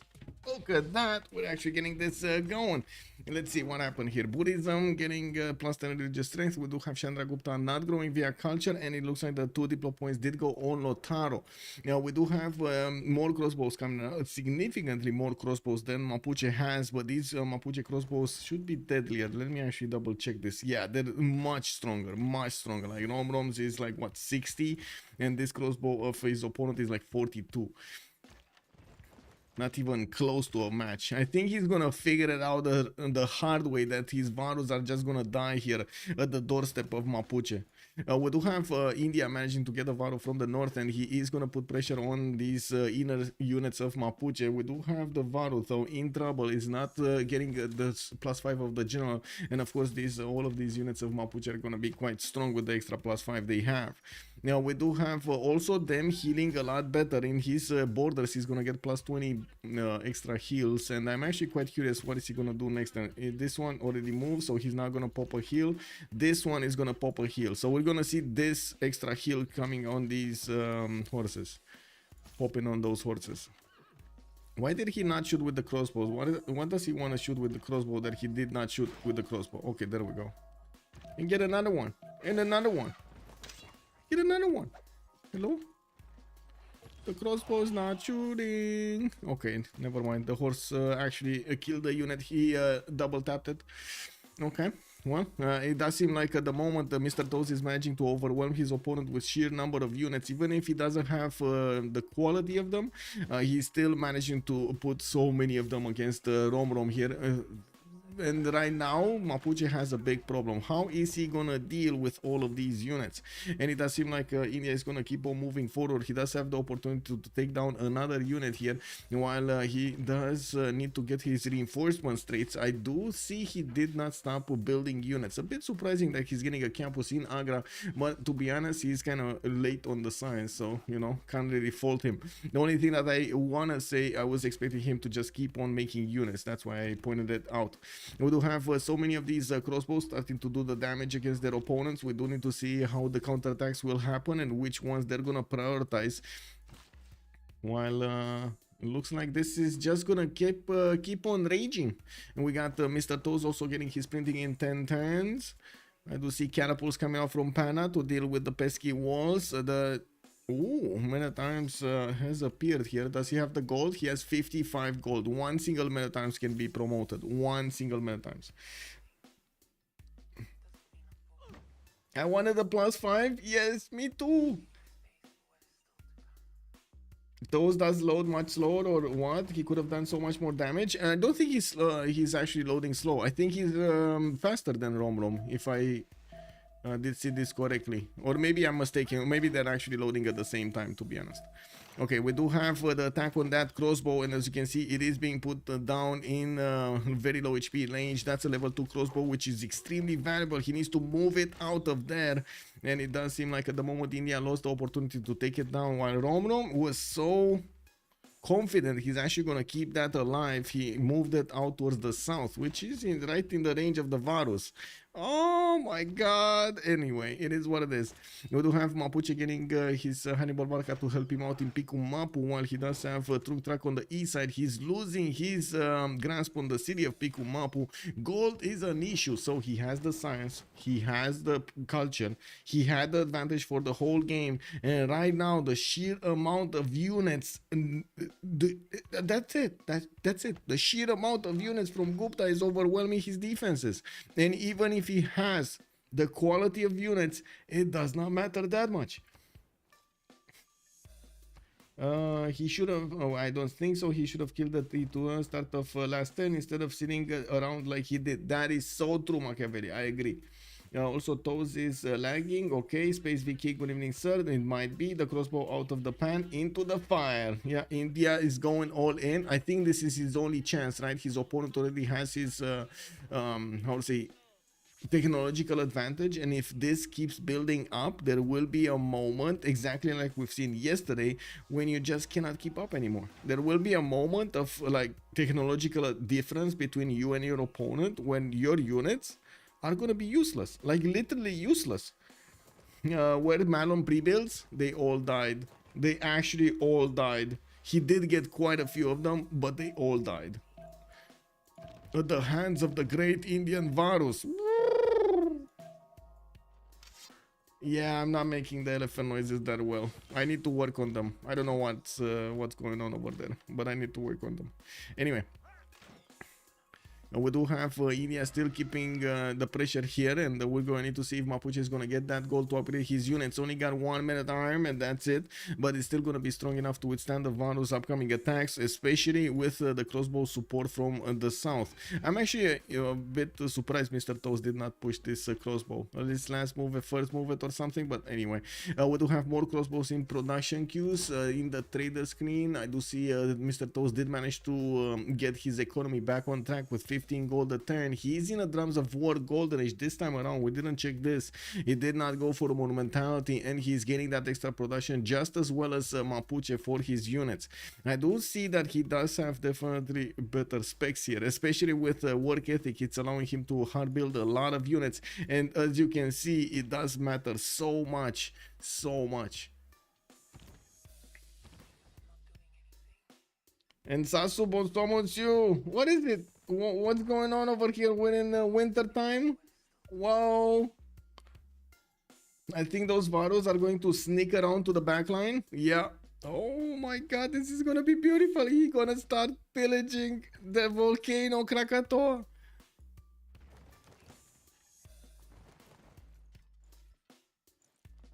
The elephant noises sound kind of like pigeons. Yeah, not like, yeah, I'm pretty sure I didn't get that correctly.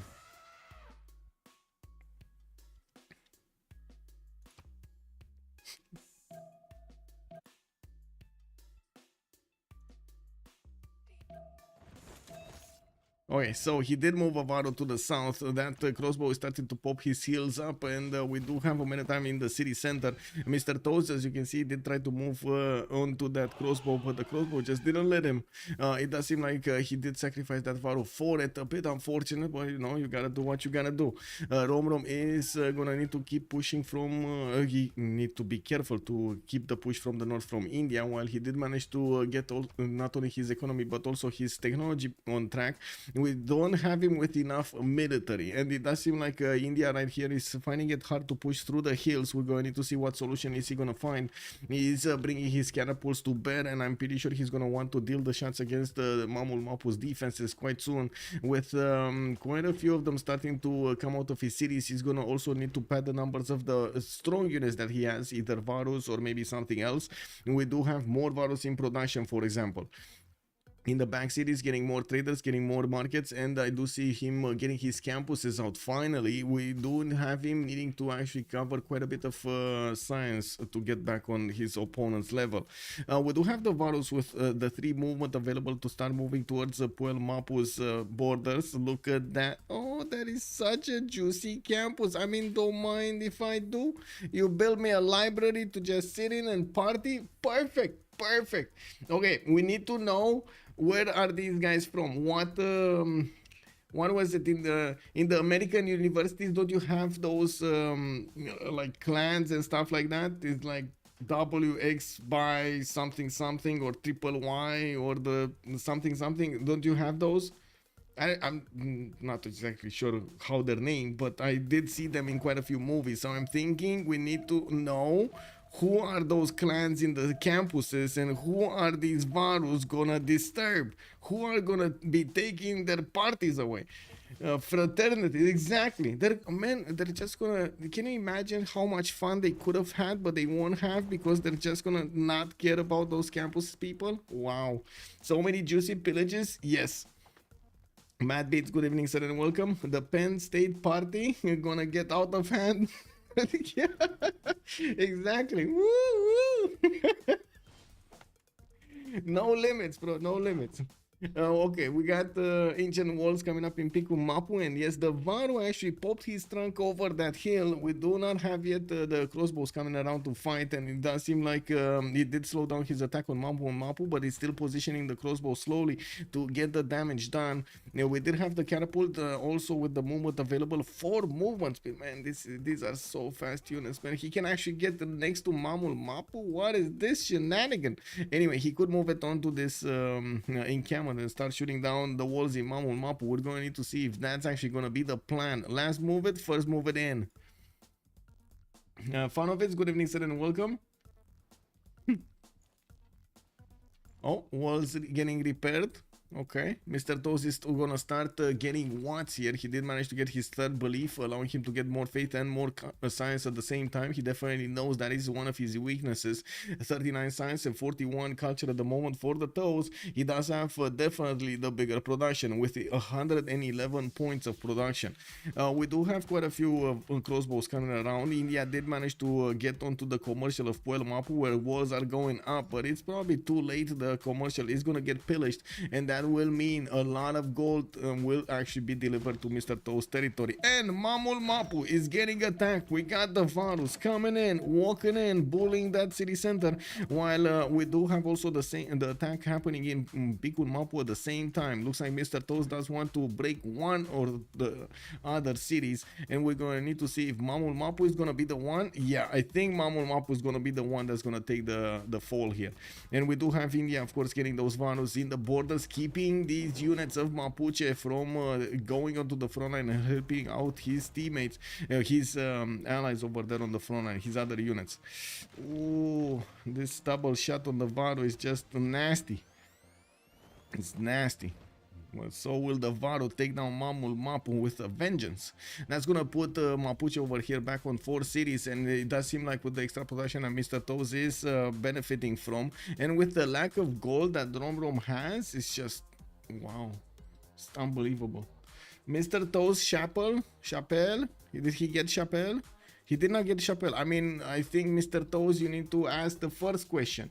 Did he get Divine Right? Because with like 40 culture at 10 at 1068, he did not get Divine. It's happening. What? It's happening. Don't laugh. You know, it is what it is. Sometimes you just cannot get enough culture. Well, it is what it is.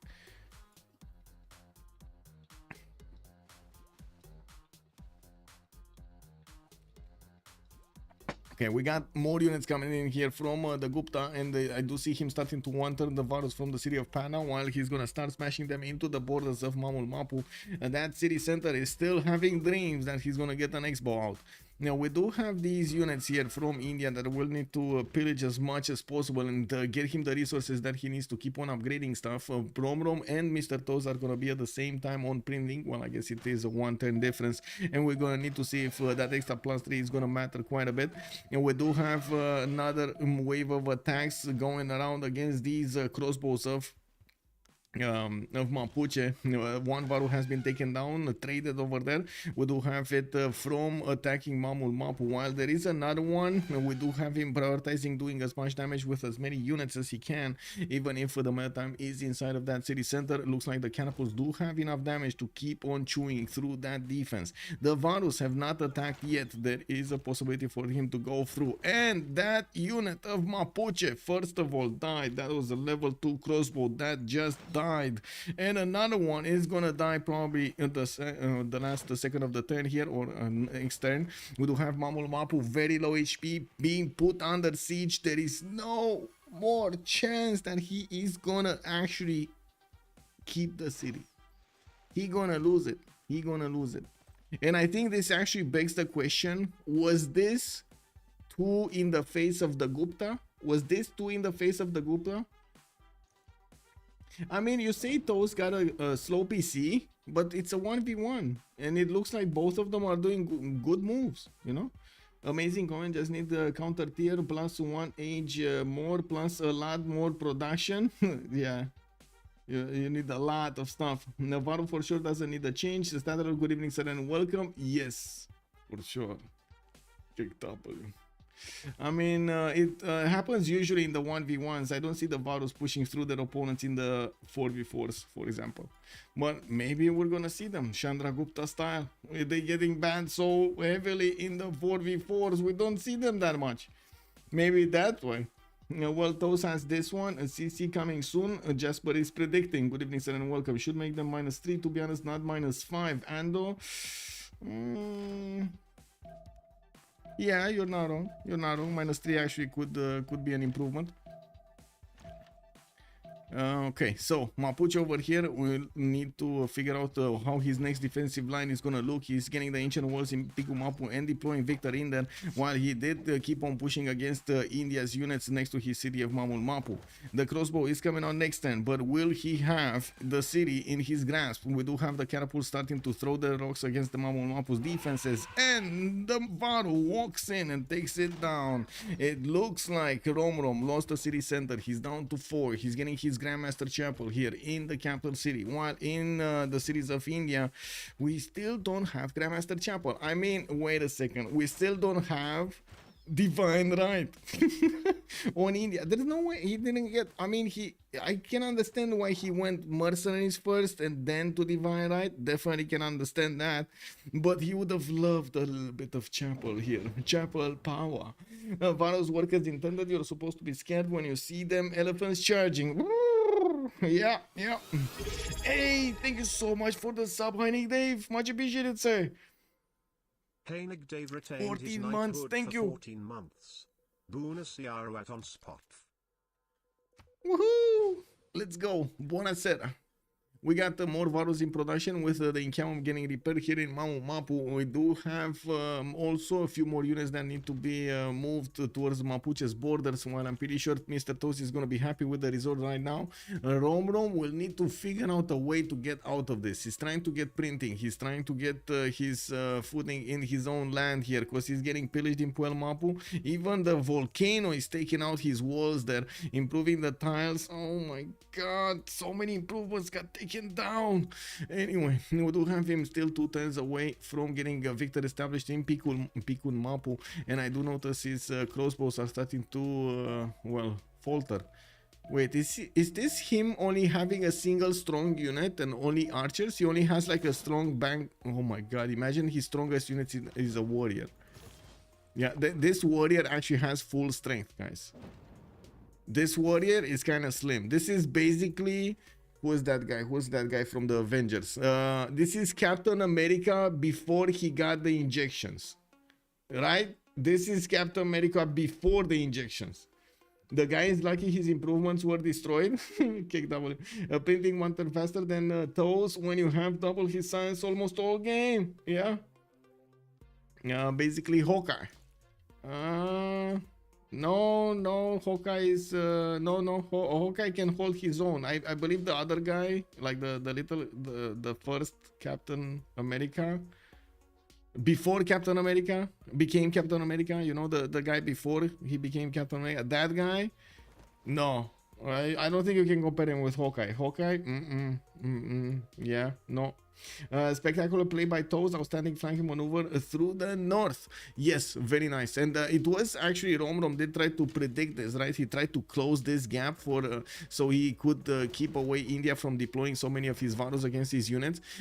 Open land over here is definitely an advantage for the Indian forward movement units, and as you've seen, it did receive so many bonuses from the crossbows pushing into his opponents. We do have him starting to get heavy chariots and knights over here. Those are going to be stronger, faster units to go against Mapuche, and if he's going to start to two-turn them, which is happening, it is going to be terrible over here for Romrom. Now we do have Mr. Toes with a bit of gold in his bank, but to be honest, it did so much damage here, slowing down Lotaro's first of all acquirement of science and culture, while he did eat into his gold per turn as well. I would say actually right now he would need to there we go, he converted this city, it's fine. He's getting more markets up. I do see him getting the campuses with the libraries and getting that extra science going. It still is a 600 point gap difference in the science acquired from the game. I think Toes has this one in the pocket. Reborn Manuji, hello there, sir, and welcome.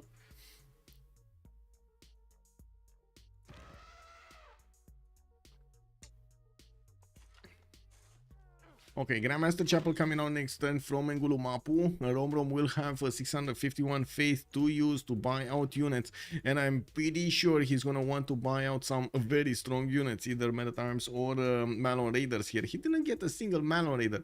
Reformed Church also coming up in 2 turns here for Romrom, while Mr. Toast is barely getting Divine Right. That will allow Mapuche to use an extra +4 card against his opponent here, the Words of Religion card, which might actually stabilize his possibilities to defend against India and also push back against India. With the first knights getting around here, they will manage to start to do the damage against Mapuche. It's still going to be a numbers game, how many units can attack into one single unit, and you do see that India is preparing for a second attack. He's regrouping and healing his units, getting those fed up and getting those fed and well rested, while he's gonna need to start moving towards the Mapuche. Does he have a bridge? He doesn't have a bridge. No bridge.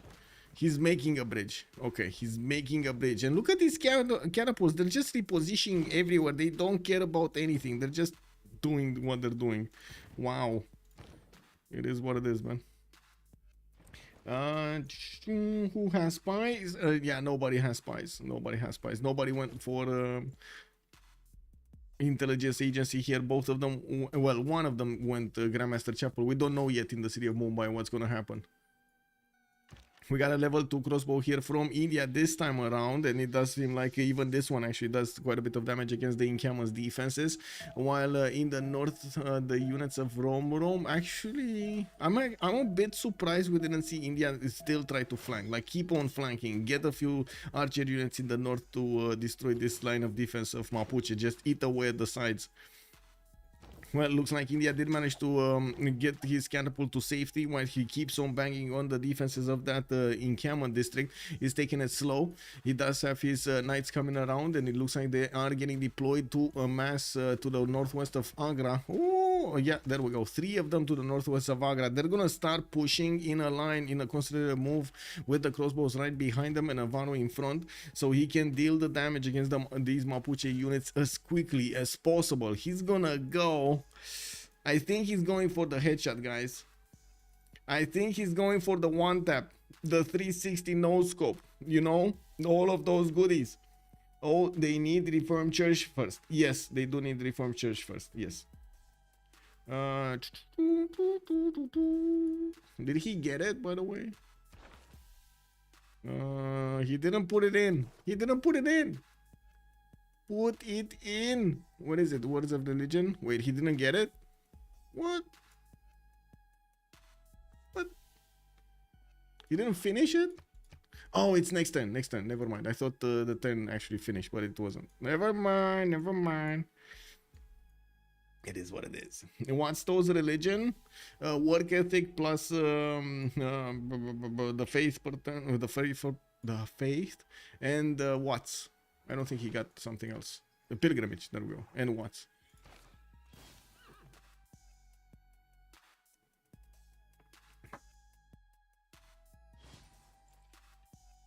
Okay, so we do have Romrom starting to get his knights out. He still does not see India's knights, but he does see, of course, the garrison defense strength of these cities, and he knows that those does have something in the chamber that's much bigger than the units he sees.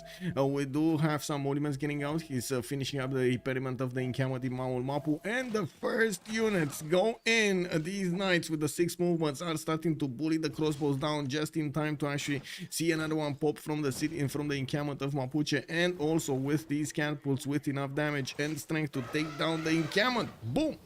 We do have over here another wave of crossbows that do need to walk onto the hills and start shooting down the Mapuche units. He does have a Varu that is just waiting, itching to actually get his trunk next to those crossbows to eat those from across the river. We're gonna need to see if Romrom with the single knight that he has in Piku Mapu is gonna have enough strength to withstand this attack. Does seem like his crossbows are gonna start to be attacked over here. I would say he doesn't have enough units, enough fast units to take out these crossbows, but I might be wrong. Let's actually see. One crossbow will take out the archer. It should one-shot it. A knight will take out a crossbow. No, that doesn't have enough damage. It would actually require quite a bit more strength, and it looks like it just died. This one, he could take out this crossbow. No, maybe with the Varu help, but the Varu just dies, so no. Looks like it is a bit of a pickle over here. Mr. Toes, he got a little bit overexcited. He does need more knights on the front line to do the damage against his opponent, and at the moment, he's also gonna need a few more of these crossbows to bear their shots against his opponent's crossbow line. There are a lot of units over here, and of course, with Romrom plugging in his Words of Religion card, the extra +4 strength is shown over here. Even the archer is getting beefier. Oh, look at this 22 strength archer. Garrison commander, Words of Religion. I mean, if this is not a big archer, I don't know which is. I know he has a belief, the scientist. Whoa. He has the 20 strength. Yes, he has the 20 healing. He has holy waters. You ask Romrom why he did go for that early strips before anything else. Okay, early belief, I mean. Okay, why would he be another scientist in the front line? Okay, so let's see what's going on here. Mr. Toes is needing to retreat his units. Mr. Toes looks like he lost his advantage against his opponent for a few more turns. We do need to see how he's going to respond to this and how he's going to manage to find a solution to this problem. First of all, I think he did what he needed to do. Double his production over Romrom, secured his chances to get much better results when it comes to the science and the culture. He keeps on the pressure on Mapuche, while Mapuche is having serious issues to push back India over here. Got one of his cities, and in the meantime, he's just seeming to win. Didn't manage to get Omar Khayyam, not saying that's a very good one, and looks like Hildegard of Bingen is going to be in the next one. He's on 6 of these great scientist points, and he's going to finish more of these campuses from the backline. There is a sneaky horse. You remember that horse that we left over here in the south? Well, he's getting in. He is getting in, and he's going to get to feast on the tiles of India, while India's Varus are just not home. Marius BW, hello there, sir, and welcome. Woo, we got a Toes fan over here. You weren't here to vote. Why weren't you here to put the points? Marius BW, man. Yelister, good evening, sir. Not even talking about faith generation, the production and food generation differential is massive. Yeli, you gotta tell me how massive it is. You gotta stop me when I get to too much, okay? You gotta stop me, Yeli. You gotta stop me. Is it this big? Is it this big? Oh my god, it's this big? Guys, I'm getting out of the screen here. Is it this big? Oh my god, the difference, come on, man. It's just 126 to 65, and Yelister is still not stopping me. Yeli. Oh my god, look at this guy. I can't stretch myself too much. It's just too much. Too much is too much. This is it. This is the maximum. I can't stretch too much. You know, it is what it is. I would actually start doing like in Fantastic Four, but I can't. Yeah. Yeli the trickster. It is what it is. More. Anyway, looks like this Romrom horse actually found something on that hill that he's not moving. He might have found something interesting. We do have India needing to push back the Mapuche Knights. Well, Mapuche was happy to use his faith per turn to buy a few of his units. He just gets a quick influx over here of faith, and that's about it. A few units because of his faith, and that's about it. He doesn't have that much faith in the bank, nor is he generating a lot. We do have Mr. Toes here that is starting to get the walls defenses in Mamul Mapu, bringing more knights to bear, and still building them, training them in the city of Panna. While he's getting his Diplo quarter in Agra, he's gonna get another campus in Delhi. 4 turns for Grandmaster Chapel to finish in the city of Mumbai, unlocking his ability to use that faith per turn of his own to actually take down the Mapuche units. Oh, Mapuche is supposed to work. 1 sec.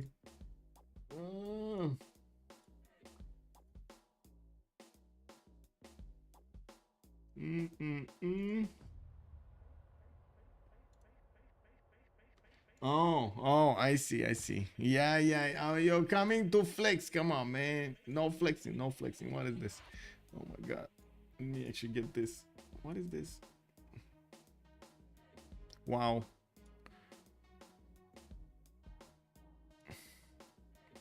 I'm sorry, Windows, man. Windows 11. Guys, if you have a chance of actually getting Windows 11, don't get it.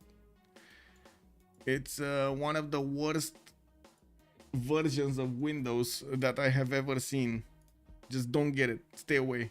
It's like, oh my god. Right now I have a problem. It's not resizing properly, and it just ignores the resizing. It's just no, just don't do it, man. Just don't do it. Windows 11 not ready. It's definitely not ready.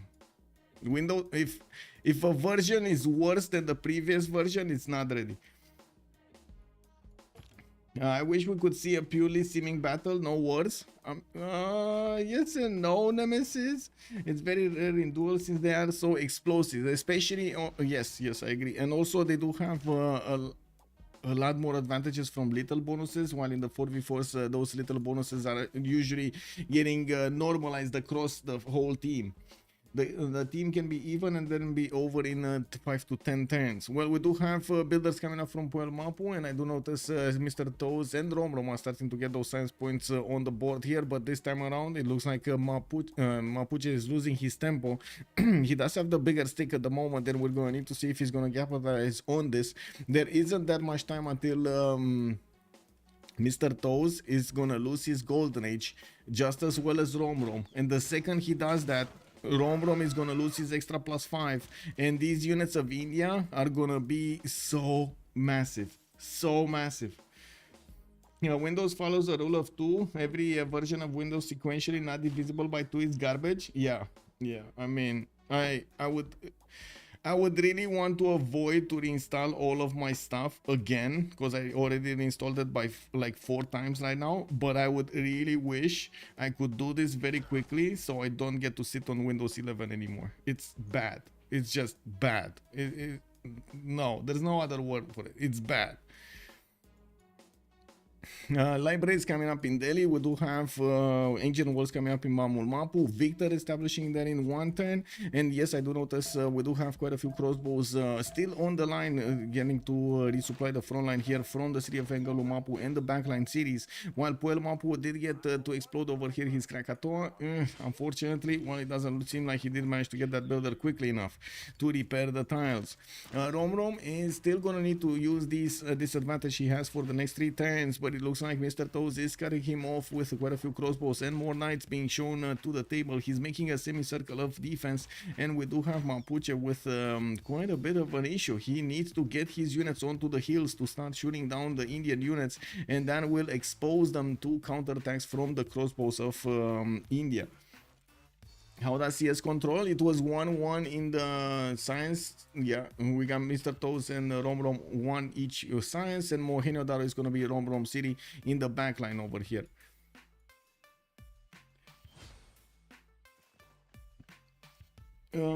Toes lost a Night Core. Yeah, he did, man. That is unbelievable, by the way, that he lost this. I don't know how he lost this, but he did.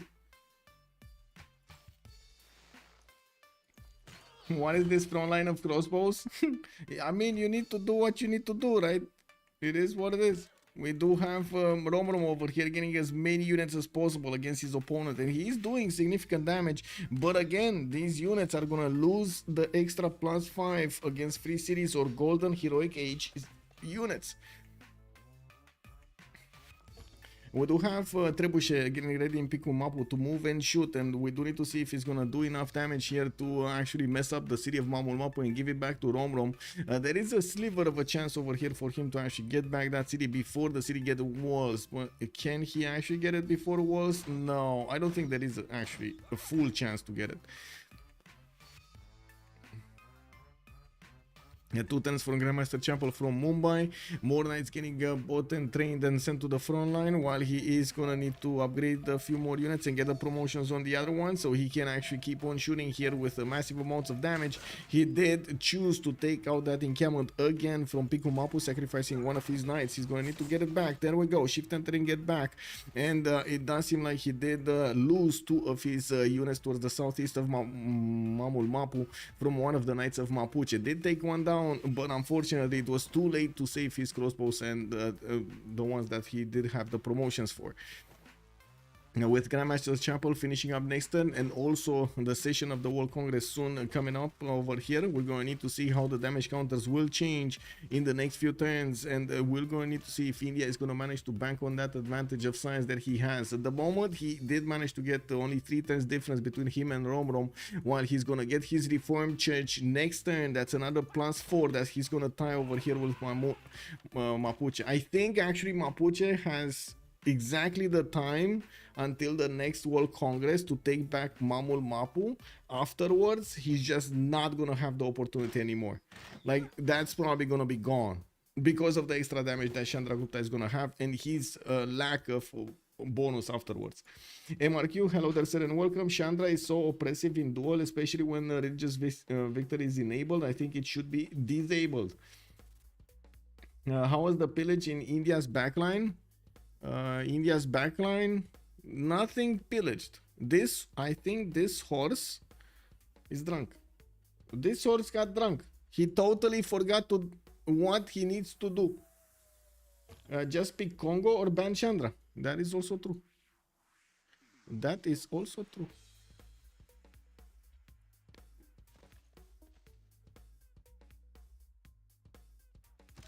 Okay, that seemed like India is gonna have enough units over here to push back his opponent, and with new knights coming in onto the front line, he's gonna get a few Varus also to put the plus and the pressure on his opponent. Chandra will get the +4 next because of the walls of religion. Yes, yes, exactly. So he has basically a possible +9 that he's gonna get to activate in the next few turns, while Romrom did have it earlier. It doesn't seem like he managed to actually get the objective done, the city of Mamul Mapu. Oh well, I guess we'll see how this develops. Mapuche. Do we have that Words of Religion activated?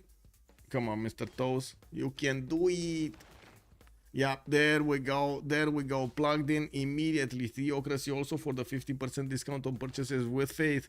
He's starting to get his units out, more crossbows, more knights, and I do notice he's moving them towards the front line to the west side. He just saw the Trebuchet doing the, well, positioning itself to do the damage against Mamul Mapu, while we do need to see how the damage has changed over here. 67, I mean, this is definitely much better than before.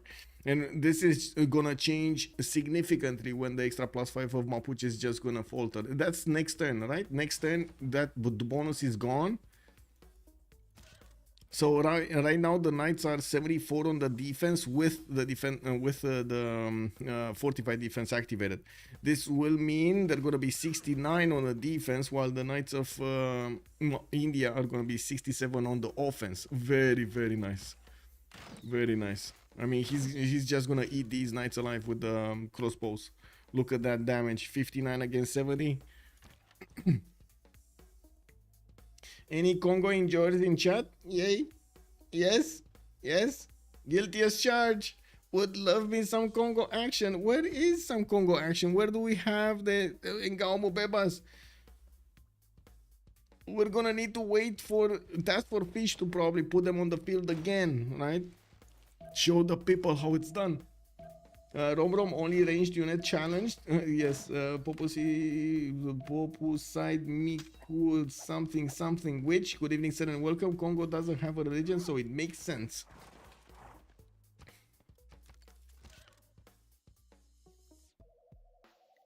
Okay. What do we do here? What do we do here? So no more extra +5. But this knight is still 70. Okay, there we go. It's 72 now. And this one, it would be 72. What did he get? 45. Oh, wait, he still has that. No. Okay, never mind. He's still there. Okay. It's just one more turn. Okay. I counted. Oh, it's next turn. Next turn. Okay, I don't know why I thought this is the... No, this is the countdown. Why is the world session at the same time as the next era? Kick W. Anyway.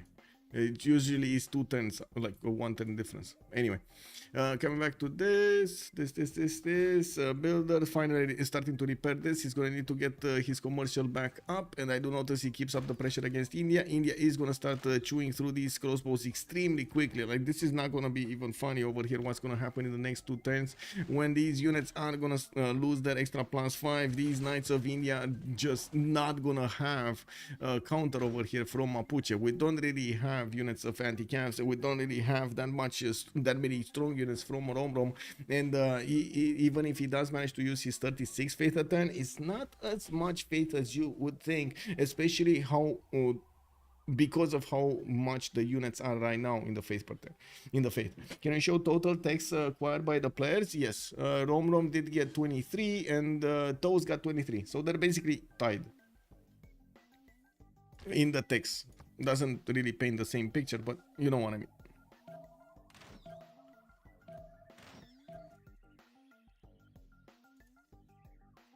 Okay, some last move attacks over here. India lost a unit. We're gonna have also a pause really quickly here for 2 minutes, and we're gonna need to wait for them to see what they're gonna do. I'm just putting B in everything, and that's it. 2 minutes, and we're coming back.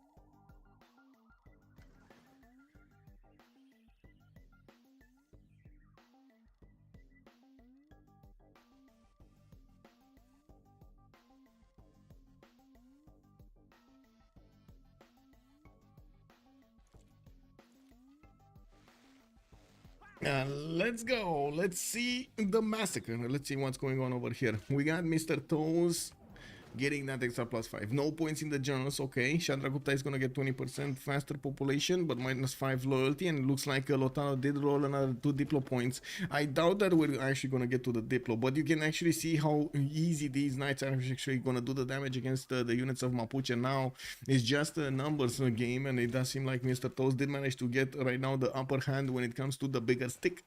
We do have also him still needing to upgrade some of his archers. This level 3, for example, it's begging for some gold to upgrade himself, and we do have him so good. It's basically him saying, like, you're talking to, let's say, Tom Cruise from Top Gun, right? The best of the best. That he's just, you're gonna want to keep him even in an F4 because he's better in an F4 than anybody else in an F16. Does that make sense? Wow, why would you do that? Keeping your best one slow down. And just like that, he left us. I'm back. What do you mean? We got over here some monuments coming around from Mr. Toes, and I do see he did manage to lose his economy again. He's on -1, while he did manage to put quite a bit of commercials down. Doesn't seem like it does the trick. We do have Mapuche walking in with a horse, just as we were watching, snatching that princess from the trader. We do have, of course, a knight from India immediately reacting, wanting revenge for the princess. Give her back. We do have also another Varu coming out from Mumbai, starting to move towards the west side, while it does seem like India keeps up the pressure here. We do have the repositioning of the Mapuche defensive line right next to Pikun Mapu. He's trying to build this defense line, while I'm pretty sure Mr. Toes does wait. He's waiting. I mean, he's waiting for his overwhelming amount of units. Doesn't want to take the chance of getting slowed down again.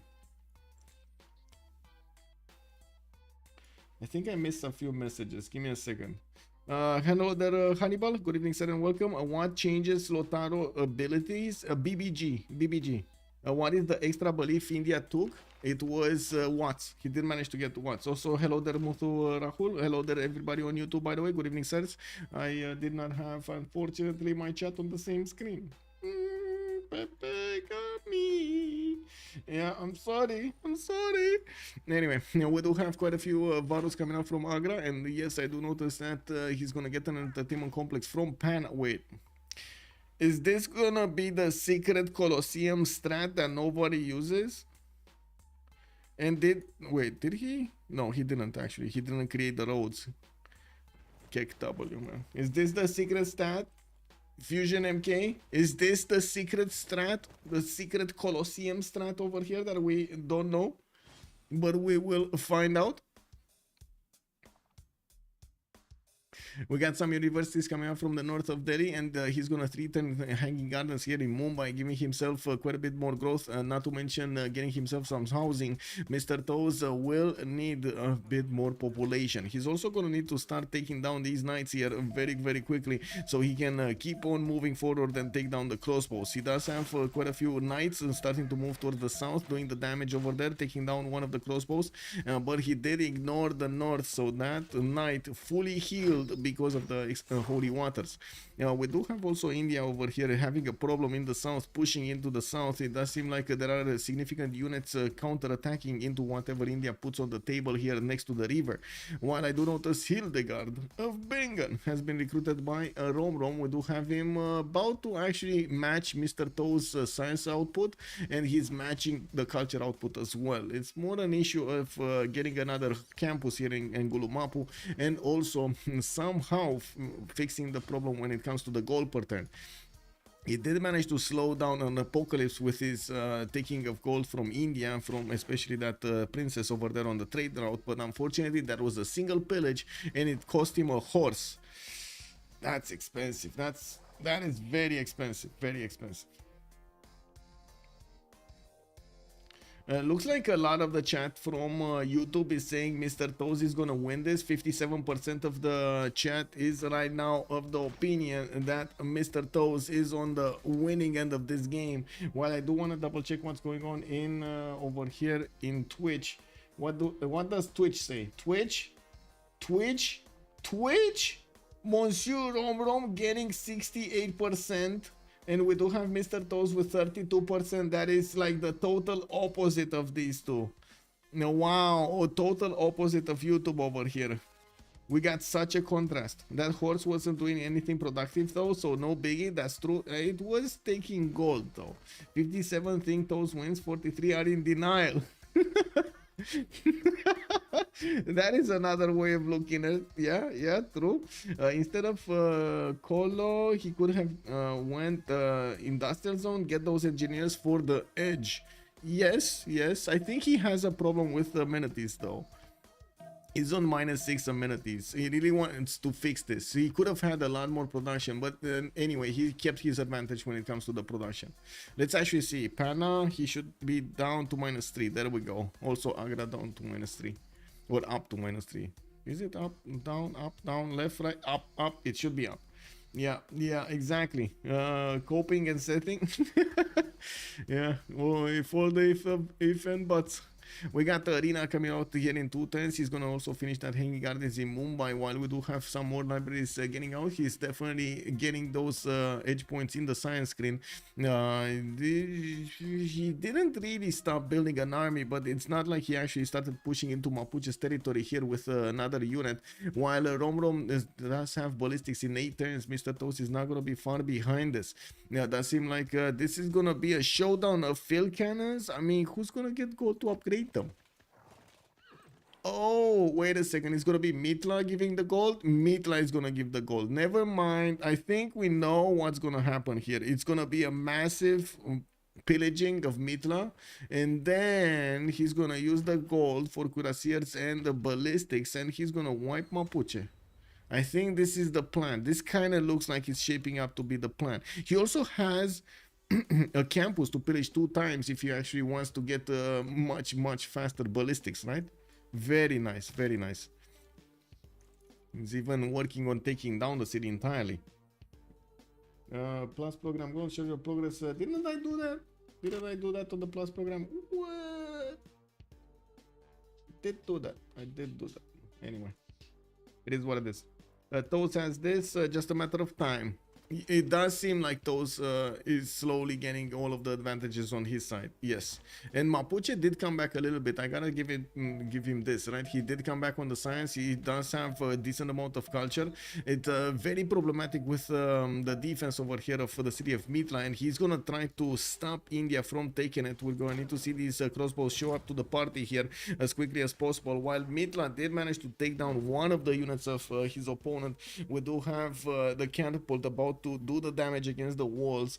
More of these crossbows are also making their way towards the south, and yes, new ones are coming into the production queues, but it looks like Mr. Toast slowed down significantly in the army production. Ibfadlan just appeared also in India's territory, giving him some extra faith on those traders. Very nice, very nice. He's on 88 faith to 10, 125 production, while he does have 400 faith in the bank. Looks like he didn't use his faith per turn for quite a few turns. He does have this level 3 archer into a field cannon, turned into a level 4 field cannon. That would be apocalyptical. That is a unit that can single by his own. He can take out the knight, basically 2-shot a knight, or 1 turn attack a knight and take it down. He needed to settle more cities. If only he would have had the time. I think that's the problem, right? He didn't have the time. Well, ballistics from both of them. We got 7 turns and 8 turns, only 1 turn difference. India could actually get that turn from the campus, and we're going to need to see if he's going to actually get the opportunity to take down Mitla entirely. With quite a few knights sent over there, he will need to counterattack into the units pushing his line moving towards the south. You see that one of his units got taken down, but he did trade that 1 for 2. Mapuche was on the losing side of that trade. We do also see that India's move on Mitla is forcing Mapuche to get out of his comfort zone, get out of the perfect defensive position, so he can actually shoot down the Indian units, and that exposes the units of Mapuche to the counterattacks of India, which of course that is exactly the plan. It's all in the plan. Okay, we got a Varu getting attacked, getting bullied hard over here next to the river.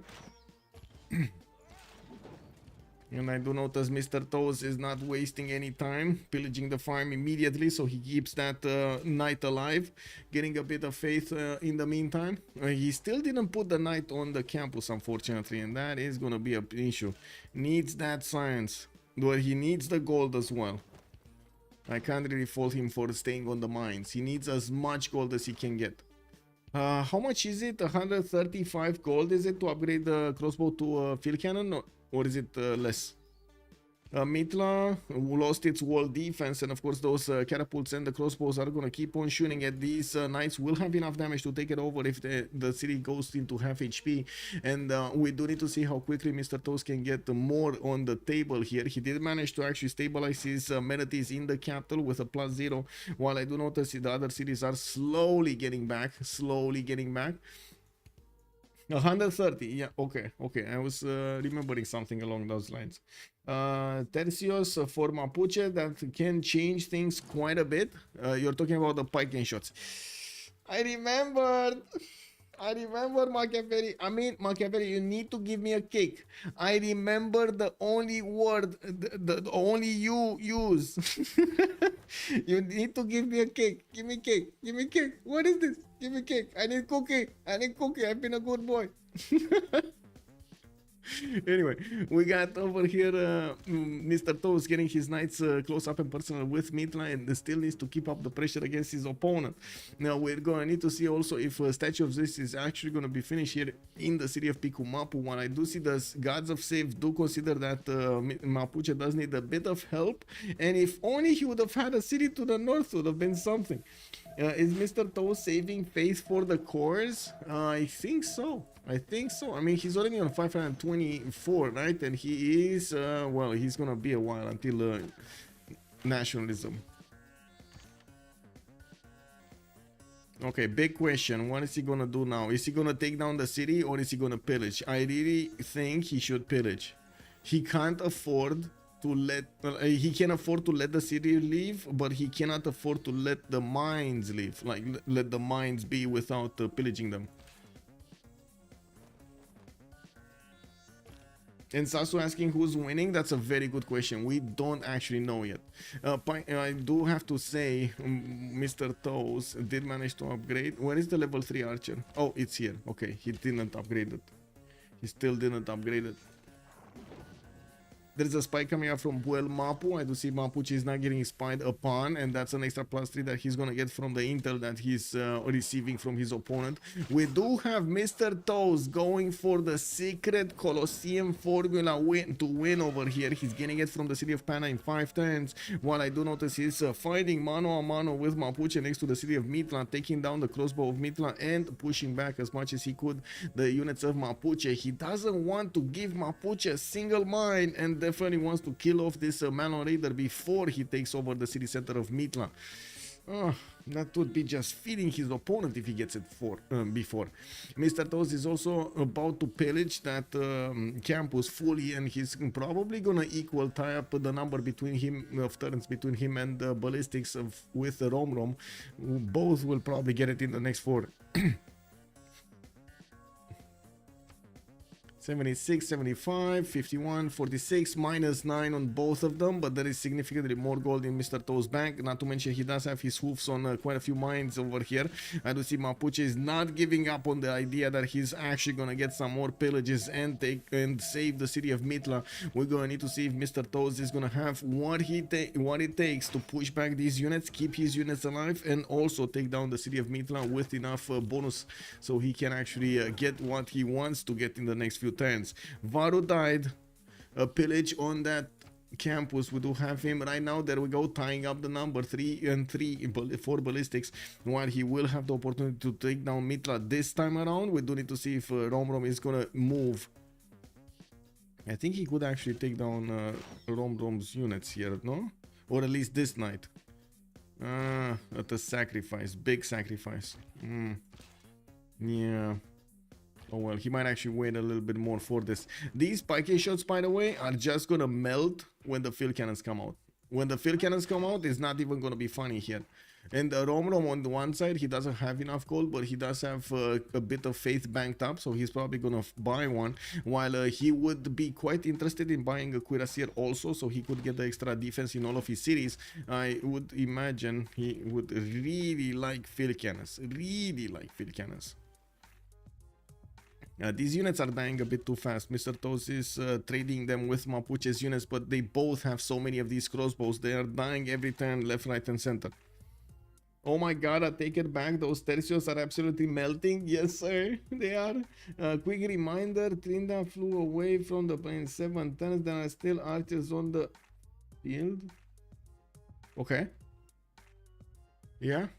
No, man, you know, you gotta do what you gotta do. We got more traders in Delhi. Looks like we got builders in Calcutta. We do have Madurai getting builders in Mumbai, and Colosseum in 4. Okay, well, he kind of stopped building units, and yes, he doesn't have that much difference in military strength between him and Romrom, but I'm pretty sure he's waiting to buy stronger units from his cities whenever he's gonna get the faith in the option to buy the stronger units. The thing is, he can't really buy from Mapu. He would need Agra and Panda to actually feed the front our city because, well, that's not his city center to begin with.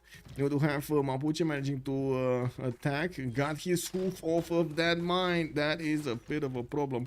We do have him going for the crossbows and, of course, dwindling those numbers, but he lost his unit. While I do notice India right now needs to move to pillage. Needs to move to pillage. There's no way. No. I mean, okay, sure. He took it down. And now Mr. Toes is actually faster to get ballistics. He's 1 turn faster to get ballistics. Okay, more crossbows coming in. The level 3 archer still didn't get upgraded. We got another one here, another one in the north. Level 2, level 3 is everywhere. Very nice. And I would imagine on the west side here, Mapuche was building. Wasn't he building a settler? Where did that settler go? Oh, he stopped building a settler? Okay. I think he was building one from Engulumap, or maybe I'm losing it. Anyway, on the east side, we got 2, 4, 6, 7 cities. 7 cities from India.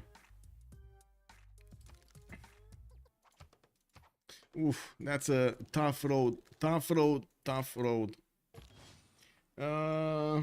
Wasted 400 gold. Okay. Why is Geneva Pocket CS? Wait, is it actually a Pocket CS? No, it's not. It's not. It's not. It's not. No. It's not a Pocket. Actually, Mr. Toes is keeping it for quite some time here. Now, whenever you're gonna choose a city state, it will declare war on your opponents, regardless if they see it or not. They're just gonna get the vision afterwards. What level 3 upgrade Toes went for? Is it a way to see it as a spectator? Yes. So suppression, he went for Arrowstorm and Volley. And this one is Arrowstorm and Volley. This one should be Arrowstorm. No, Volley, sorry. This one level 2 Storm Volley. Yeah. These are all all of them are offensive. What is win condition for Romrom? 7 cities versus 4 cities. I mean, he was probably thinking he's gonna catch up somehow. He probably had a plan in mind, but Mr. Toast did manage to get exactly what he needed here. And I gotta say, this Colosseum is gonna do wonders. He's gonna jump up quite a bit in the production and the food of his cities, with the hanging gardens giving him the growth necessary to get to the next population level. He's just gonna be able to put down more districts and slowly but surely overwhelm anything that Mapuche has to offer here. I'm actually quite curious if Mr. Toast is gonna get his next golden age. He went into a normal this time around, and I'm pretty sure he wants to keep up the pressure against his opponent, but he still doesn't want to have that extra +5 on him. Looking at the economy here, looks like Mr. Toes is slowly balancing it out. 7 gold right now, while he's gonna get ballistics next turn. That will put more pressure on his economy. He did spend the gold on something instead of the ballistics. Really? You actually spent the gold? He got a 3 tile? Oh my god, he actually bought a 3 ring tile at this point in time when he could have upgraded the field cannon. I guess he's gonna buy them out. I was thinking he's gonna buy actually cuirassiers, not field cannons. Like, he already had them upgraded here, he just needed to get them promoted, and this is kind of weird. Isn't this kind of weird? Kenzie Ulol, hello there, sir. I think it's done for the toes. What do you mean it's done for the toes? That's it? What? What do you have against the toes?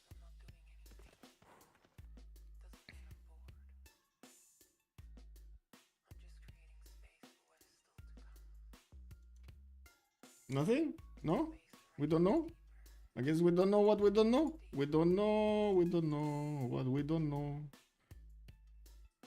Are we 2nd of May? I think we are, right? Yeah, we are 2nd of May. Okay.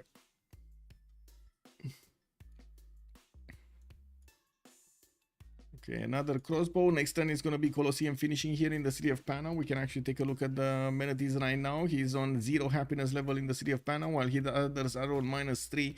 And right now he's on 132 production. If he does manage to stabilize these other cities, then he's not going to receive the penalties of lower amenities.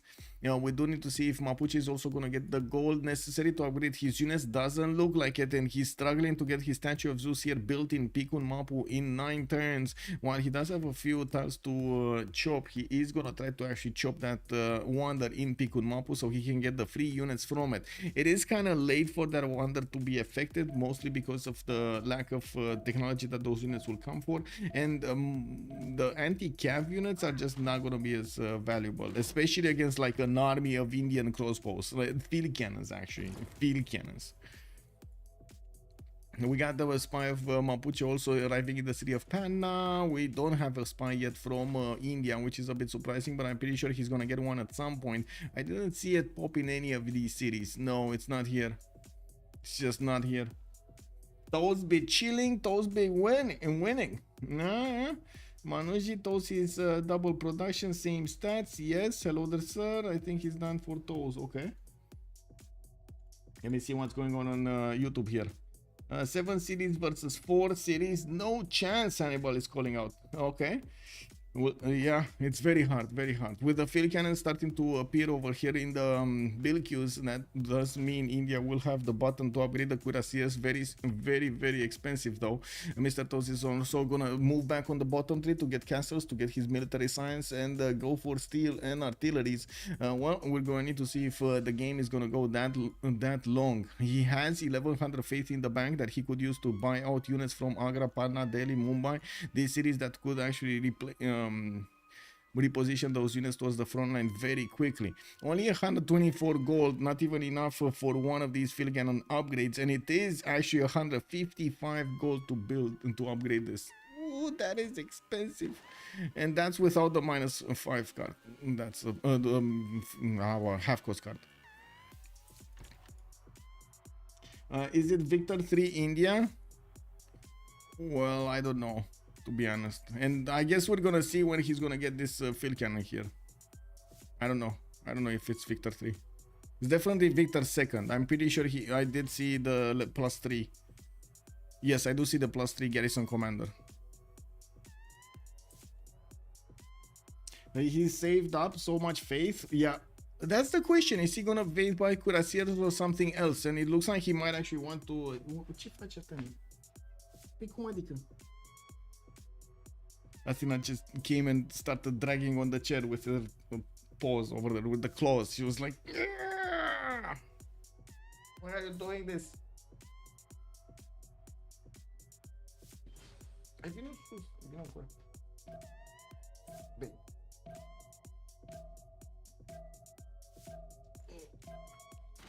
There we go. Robocop. Another few more weeks and she's getting her leg back. Finally. A few more weeks.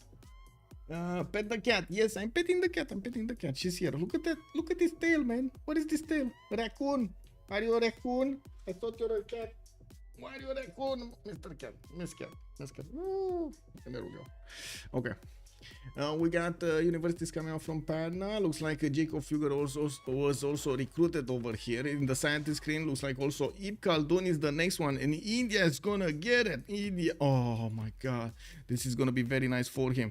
He did manage to get Ib Fadlan. Okay, that's just that is big. 100 gold over here from Jacob. That is massive. That's gonna mean he's definitely gonna get one of his crossbows out. Guess she doesn't like it when I talk that loud next to her. When people will start to permaban Chandra, they're already starting to permaban Chandra. I don't know if the 1v1s, but I would imagine after 2 games back to back, when Chandra was in dire straits and came back somehow, yeah, I would imagine they're definitely gonna pay more attention to Chandra Gupta. We don't have Mr. Toes actually plugging in the card to get his things done. Looks like nationalism coming out in 5 turns. He's not getting the cuirassiers out from his cities. He's just slowly, banking on all of the points. Did he not get... Wait. Did he actually not recruit this? Did he actually pass on Ib Khaldun? Okay. Well, I guess... Wait a second. Thinking about this a little bit more, he's not really gonna get the +3 or the +6, right? Even with Colosseum, he just stabilized and that's it. But he did jump up like, what, 15 production points just because of the amenities. That is massive. He's right now making double the amount of production, more than double the amount of production of Romrom, because he has his faith pattern also, right? 104 that you need to convert. That's massive. It has been the best overall Civ in the last 9 months. Yes, he wants a Newton. Nemesis is calling out. Yes, he probably wants Newton over here, and he's giving to Mapuche this one. Mapuche, oof. Oh, -6, -3, -6. Like, all of his people are very unhappy what's going on over here. Very unhappy.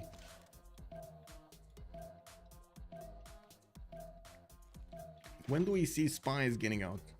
And why don't we see spies getting out from Mr. Toes? Commercial hub investment, commercial hub investment. The next one is the bank one. Okay.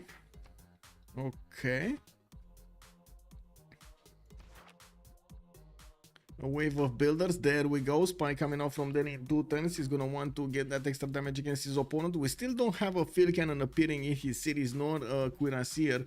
And the Romrom is gonna get his own field cannons here if he wants to. But again, gold is a much bigger problem for Romrom than it is for Mr. Toes. We do have Toes with 244 gold right now in the bank, and he is positive with 21 gold a turn. While right now, barely right now, Mapuche is on 1 gold a turn. We do have another encampment coming out from Madurai. It looks like the city of Calcutta is getting that builder out. He did improve another one of the J-tiles of the city of Panna, while he's getting a project here from Mumbai. Is this another commercial? Yeah, this is a commercial. I don't think he wants Giovanni de Medici. I think he wants something else. I mean, don't get me wrong, this still will give him quite a bit of gold in that city center, but I don't think it's that valuable versus maybe the extra intel on opponent's movements one. Mary Catherine. Still no upgrades. We do have those about to hit also 100 science turn. I mean, he might be synchronizing the turn count with his science right now. That's probably his go-to strategy here. Monumentality early, then Grand Chapelle. Yes. How is Faith utilized in duel on Chandra? Exactly what CC Pyro is saying. Monumentality early, then Grand Chapelle. Bonsoir, monsieur CC Pyro. How are you doing, sir? And welcome. If Khaldun will pop in Mapuche's lands and will start to decrease his production and stats. Imagine that. Abu is here on Mapuche. Mapuche is also gonna be... Oh, there we go. He actually popped it. Wait, no, India popped it. What? Galileo and India. Okay, so they passed, they both passed. And it got deleted. Well, India is gonna need a few projects over here from the scientists. Is he gonna go for it? Spies, commercial hub, campus research project. There we go. And I do see him finishing his university in the city of Panna, while he's gonna get another commercial in Agra. His nationalism is coming out in 3 turns, while Statue of Zeus is popping out in 2. We do have Mapuche with quite a few of these crossbows that are gonna start to turn into field cannon cores. And I gotta say, India over here is not moving.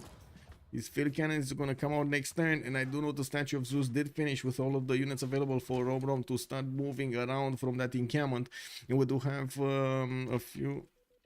Well, we're gonna need to wait actually. I gotta say we need to wait to see what India's gonna do. Romrom is not gonna give up on this until it has 0 chance. And we do have a fight over here. Mapuche is gonna need another project, and he's gonna get that scientist. That's gonna be Newton, and it's gonna give him quite a bit of an advantage, but I gotta say not a lot. Not a lot. Yeah, he doesn't have his universities finished. But he does have, a university to be built here in Picumapu. Oh well, at least it's something. Okay, campus research projects getting 1 turn, 4 turns. Oh, did he finish one? I think he finished one, right? So he has 2 turns. How many chops? Does he have chops? No, that city doesn't have chops. This city doesn't have chops. He could only chop next turn, and that's not gonna help out. He doesn't have the extra movement on the builder, unfortunately. No logistics right now. So I find it unlikely that he's gonna get it. Let's see. India 101, 100. Oh, he got it. Never mind. He bought it with faith. Woo, he bought it with faith. There we go. Mr. Toes just snatching that scientist away from Mapuche. Woo, just waving that scientist in front of him right now. He's gonna need to activate it as quickly as possible. He jumped up to 129 science and 78 culture. That's also the result of his projects finishing here, and Isaac Newton is not activated. He did buy it with faith. That also means, well, he didn't actually get to use it this turn. It pops without movement. Combat strength 2, that if they don't give GPT 2 units, not recruiting general people of great people, of course. Geneva is doing a campus project, yes. March Condi, hello there, sir, and welcome. Tommy, also good evening, sir, and welcome. Why yellow has 4 cities? Wouldn't more cities be better? Yes. Actually, he had 5 cities, but he lost Pamul Mapu, and he was forced to keep building a military because India was pushing him, and at some point he kind of lost the tempo. He had the tempo at the beginning of the game with a lot more science over his opponent. At some point, the tables have turned, and India is growing into a massive beast, and it doesn't seem like Romrom has the opportunity to actually slow down Mr. Tones so he could catch up, just like Mr. Did to him.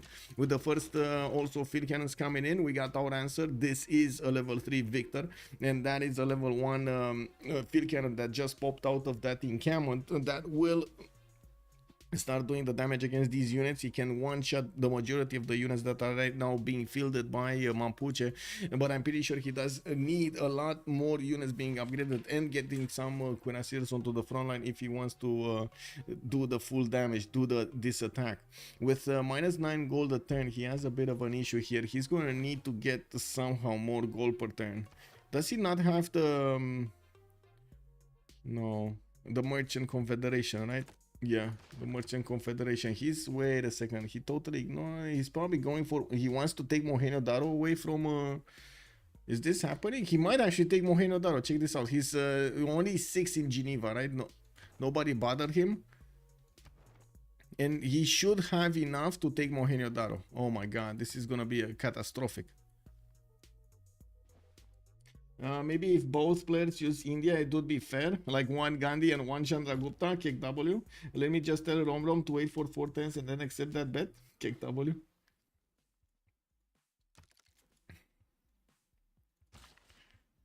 Okay, we got Cuirassier Corps getting 4 turns here, 5 turns from the city of India, while he's gonna get his military academies in the encampments. He's gonna start printing those units out. We do need to see if Mapuche is gonna have strong units on the front line, but with 5 turns, guys, he needs to spend 5 turns to get a single piking shot. 5 turns. That's an eternity. I mean, and that piking shot is probably gonna be 2 shot by these level 2 field cannons. Like that's how terrible that unit is, unfortunately.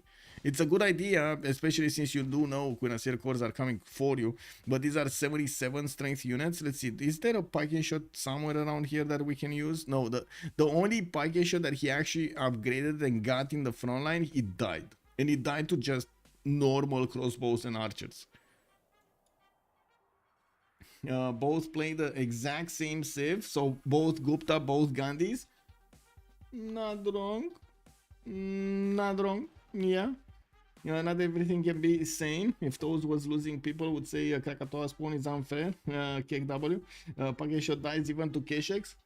Yeah, you're not wrong.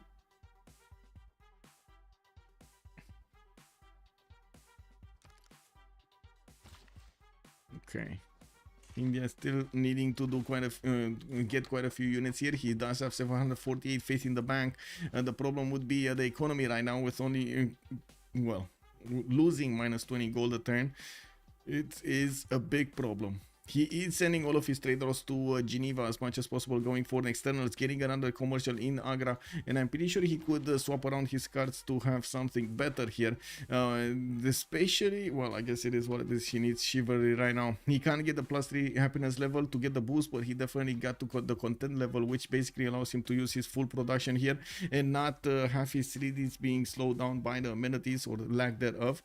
We do have Mr. Toes on 180 production with 100 faith a turn. He definitely can actually swing his muscles against his opponent here, especially now that he did start to upgrade his field cannons and getting some Cuirassier Corps.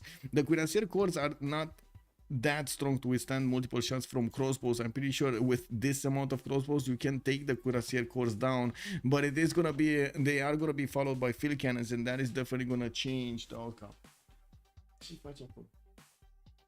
What do you mean? Ești tu sigură că vrei să stai pe calculatorul?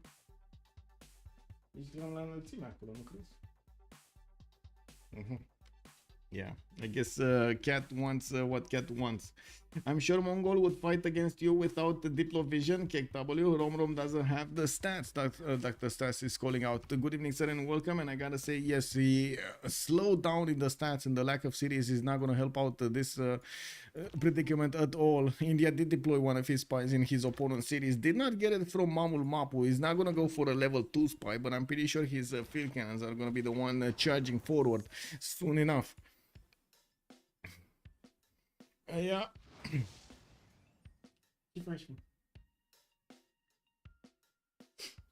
Hai, stai cu minte. Stai cu minte. Oh my god.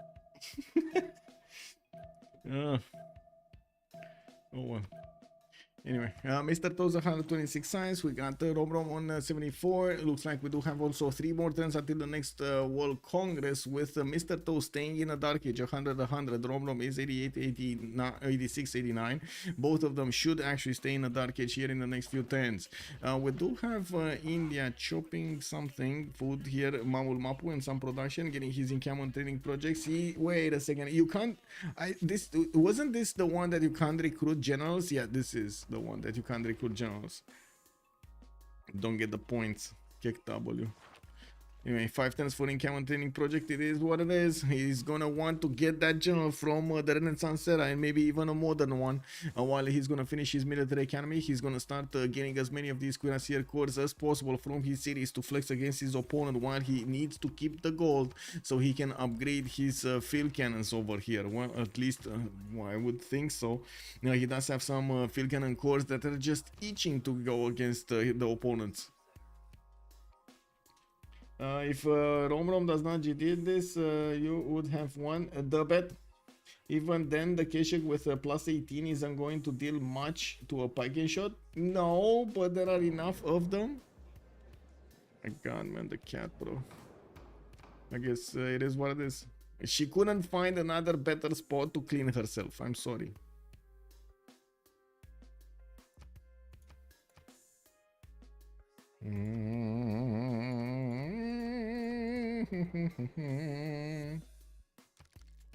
I guess be right back. We're gonna be back. I leave you with the cat.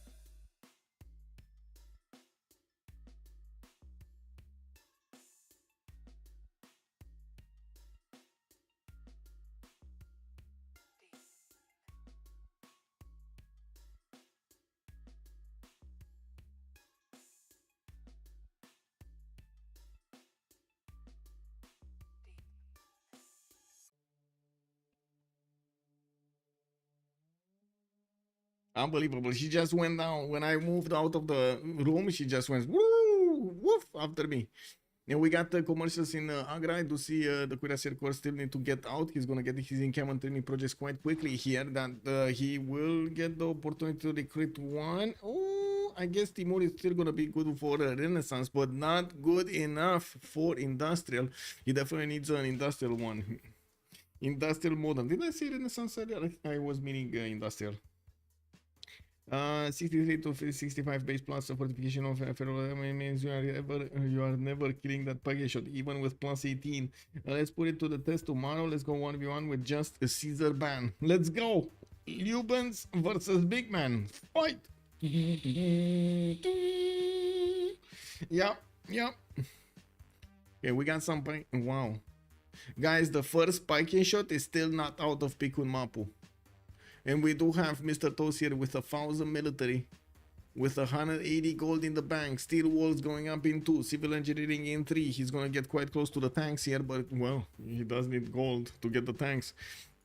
We do have the Cuirassier Corps also double shotting these crossbows with ease. While I do not see yet Romrom with the ability to actually get to upgrade them, he is managing to get a settler out. I don't think it's a safety settler. Check W. Okay, more Cuirassiers getting around. We do have some bananas needing to be improved. Mr. Toast definitely has a problem with his economy. With the +3 that he's getting out over here in Agra, well, he's going to need to get the trader from it as well, so he can actually pad those numbers in the gold port and stabilize a little bit his gold port. And while he could still use some other cards, he really wants to keep his amenities high.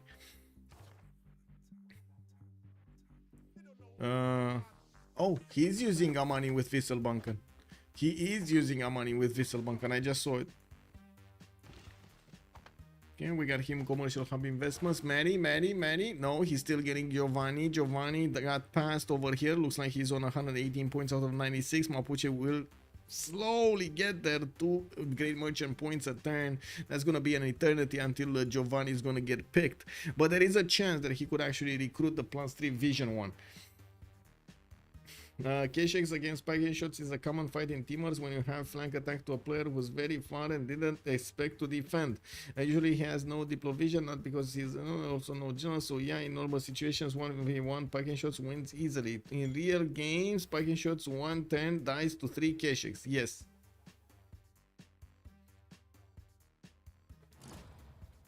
I do tend to agree that K-Shakes in enough numbers will take down even piking shots. I've seen it happen, and I've seen players die to K-Shakes. Like there was a period when Mongolia was really overly played almost every day by Ben. And by Ben but better from COC, and he basically invented the K-Shake factory meme, because all of his cities were actually named after a point in the game. They were just named, all of them, including the ones that he was getting. They were all called K-Shake factory. That's it. K-Shake factory 1, K-Shake factory 2, K-Shake factory 3, 4, 5, 6, 7. That was his only goal. He was just getting enough I would say enough production and enough cities to start doing that, and that's it. No one have to do it better than Falcon. I mean, he did do it amazingly there on that. Was it a CWC game? That one? I think it was something like CPL Premier Finals or CWC game when he did that amazing push like all over the place with piking shots. The CWC final. Okay, there we go. Yeah, he did amazing. We do have a market getting out in Agra, and I do see Mr. Toes is still losing 12 gold a 10, while he's 3 turning Cuirassier course from his captor. He's gonna get another wave here of units, panning those commercial hub investments projects. He still is trying to inch forward to the next great merchant, which is gonna take a long time to get. Of course, he's rolling some gold points also, right? Whenever he's gonna finish one of these projects, he's gonna get some gold points also. We do have them also starting to recruit the general. I do see John Dark is the next one. It's a Renaissance Industrial one, pretty good for India, and I'm actually quite curious if he's gonna want this or it's gonna want the next one. I'm gonna want to get the industrial modern one. Remember Sandro push before Pingala 3 was nerfed? I don't remember that actually. No, I don't remember that. Yeah. Oh, 2 turning Cuirassier course. I mean, that's more like it. Yeah, that's definitely more like it. We got a Cuirassier course. Oh, Mr. Toes, what's going on? We got a GG. from Romrom. its face That's may it. We change got the throughout the toes, dipping his toes in the ocean and getting a win over Romrom with Chandragupta. Big comeback from no signs game at the beginning. We did have him managing to take down the city from Romrom, and he never got it back. We do need to see what they're gonna have to talk over here in the post-game chat. I do have to point out we are gonna need to wait a few seconds over here. I hope so. To, wait for me to click buttons, because I'm pretty sure they're in the same channel. Give me a second. I'm clicking buttons as quickly as I can and as correctly as I can. Wow, we got so many. I got so many pings, bro. I got so many pings. What is this, and what do I do here? This.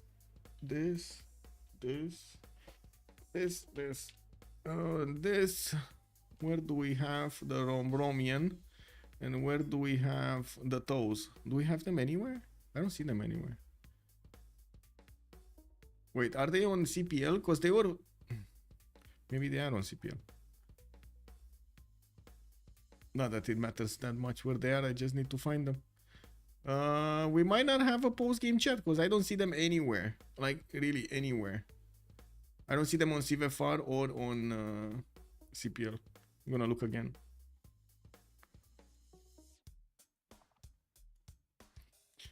Please ask about strips, Romrom. I would sleep without that. I wouldn't sleep without that. The strips? What? Did I not get something? No, I don't see them. I don't think we're gonna have a post-game chat here, guys. I'm sorry.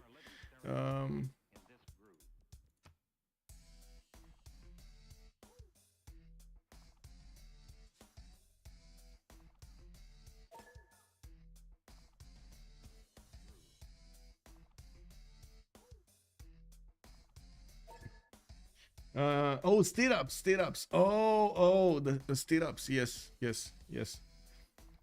He went the stirrups before printing. Okay. Did they join somewhere? I still don't see them.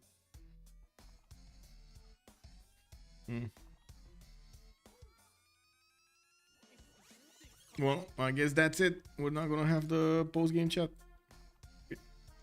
Probably tired and wanna get it out of their system. It is what it is. I do want to thank them if they're gonna watch this back. I do want to thank them for allowing me to cast this game, and I do want to say GG, well played to both players over here. I do want to also thank everybody from the stream that did join us, and I do hope you enjoyed the show with me tonight, or watching a 1v1 from the Royal Rumble between Lotaro that was being played by Romrom and Chandragupta being played by Mr. Toes. Mr. Toes did manage to get a victory condition at turn 105, making his opponent concede the game to him. We did have Chandragupta managing to make quite a comeback from the beginning. A second time Chandragupta that does a comeback in 2 days. We're going to need to see how things will evolve over here in the meta of the 1v1, because I'm pretty sure with a lot more games being played, a lot more players are figuring it out. Oh, look at that. If I do this, I get that. Oh, look at that. If I don't do this, I get that other one. That's amazing. And keep on going. I do want to thank also everybody for the bits, for the subscriptions, for the follows, for every kind of support you are showing the stream. Thank you so much, sirs, and I do hope you're gonna keep enjoying the shows with me every night. I am also gonna have quite a bit of the schedule. We're gonna have quite a bit of the schedule in the next few days. We got one game tomorrow, Little Company going against their opponents, Holiday on Highlands, in the CWC Season 9, and we do have on Saturday 2 games back to back, while on Sunday we're gonna have 1. The schedules have been updated here on Discord and on YouTube. I do actually on YouTube now, but you can find them on my Discord. I'm having a little bit of trouble setting up multiple live streams, like, because some I've noticed sometimes they like overlap and they don't do as intended, as in whenever you start up a stream it will go to the correct stream, and I need to wait a little bit until I make those premieres, so I'm sorry about this. Thank you so much for everything. Let's see each other tomorrow, and we're gonna need to see what's gonna happen in this season of the CWC, the Civilization World Cup. Bye.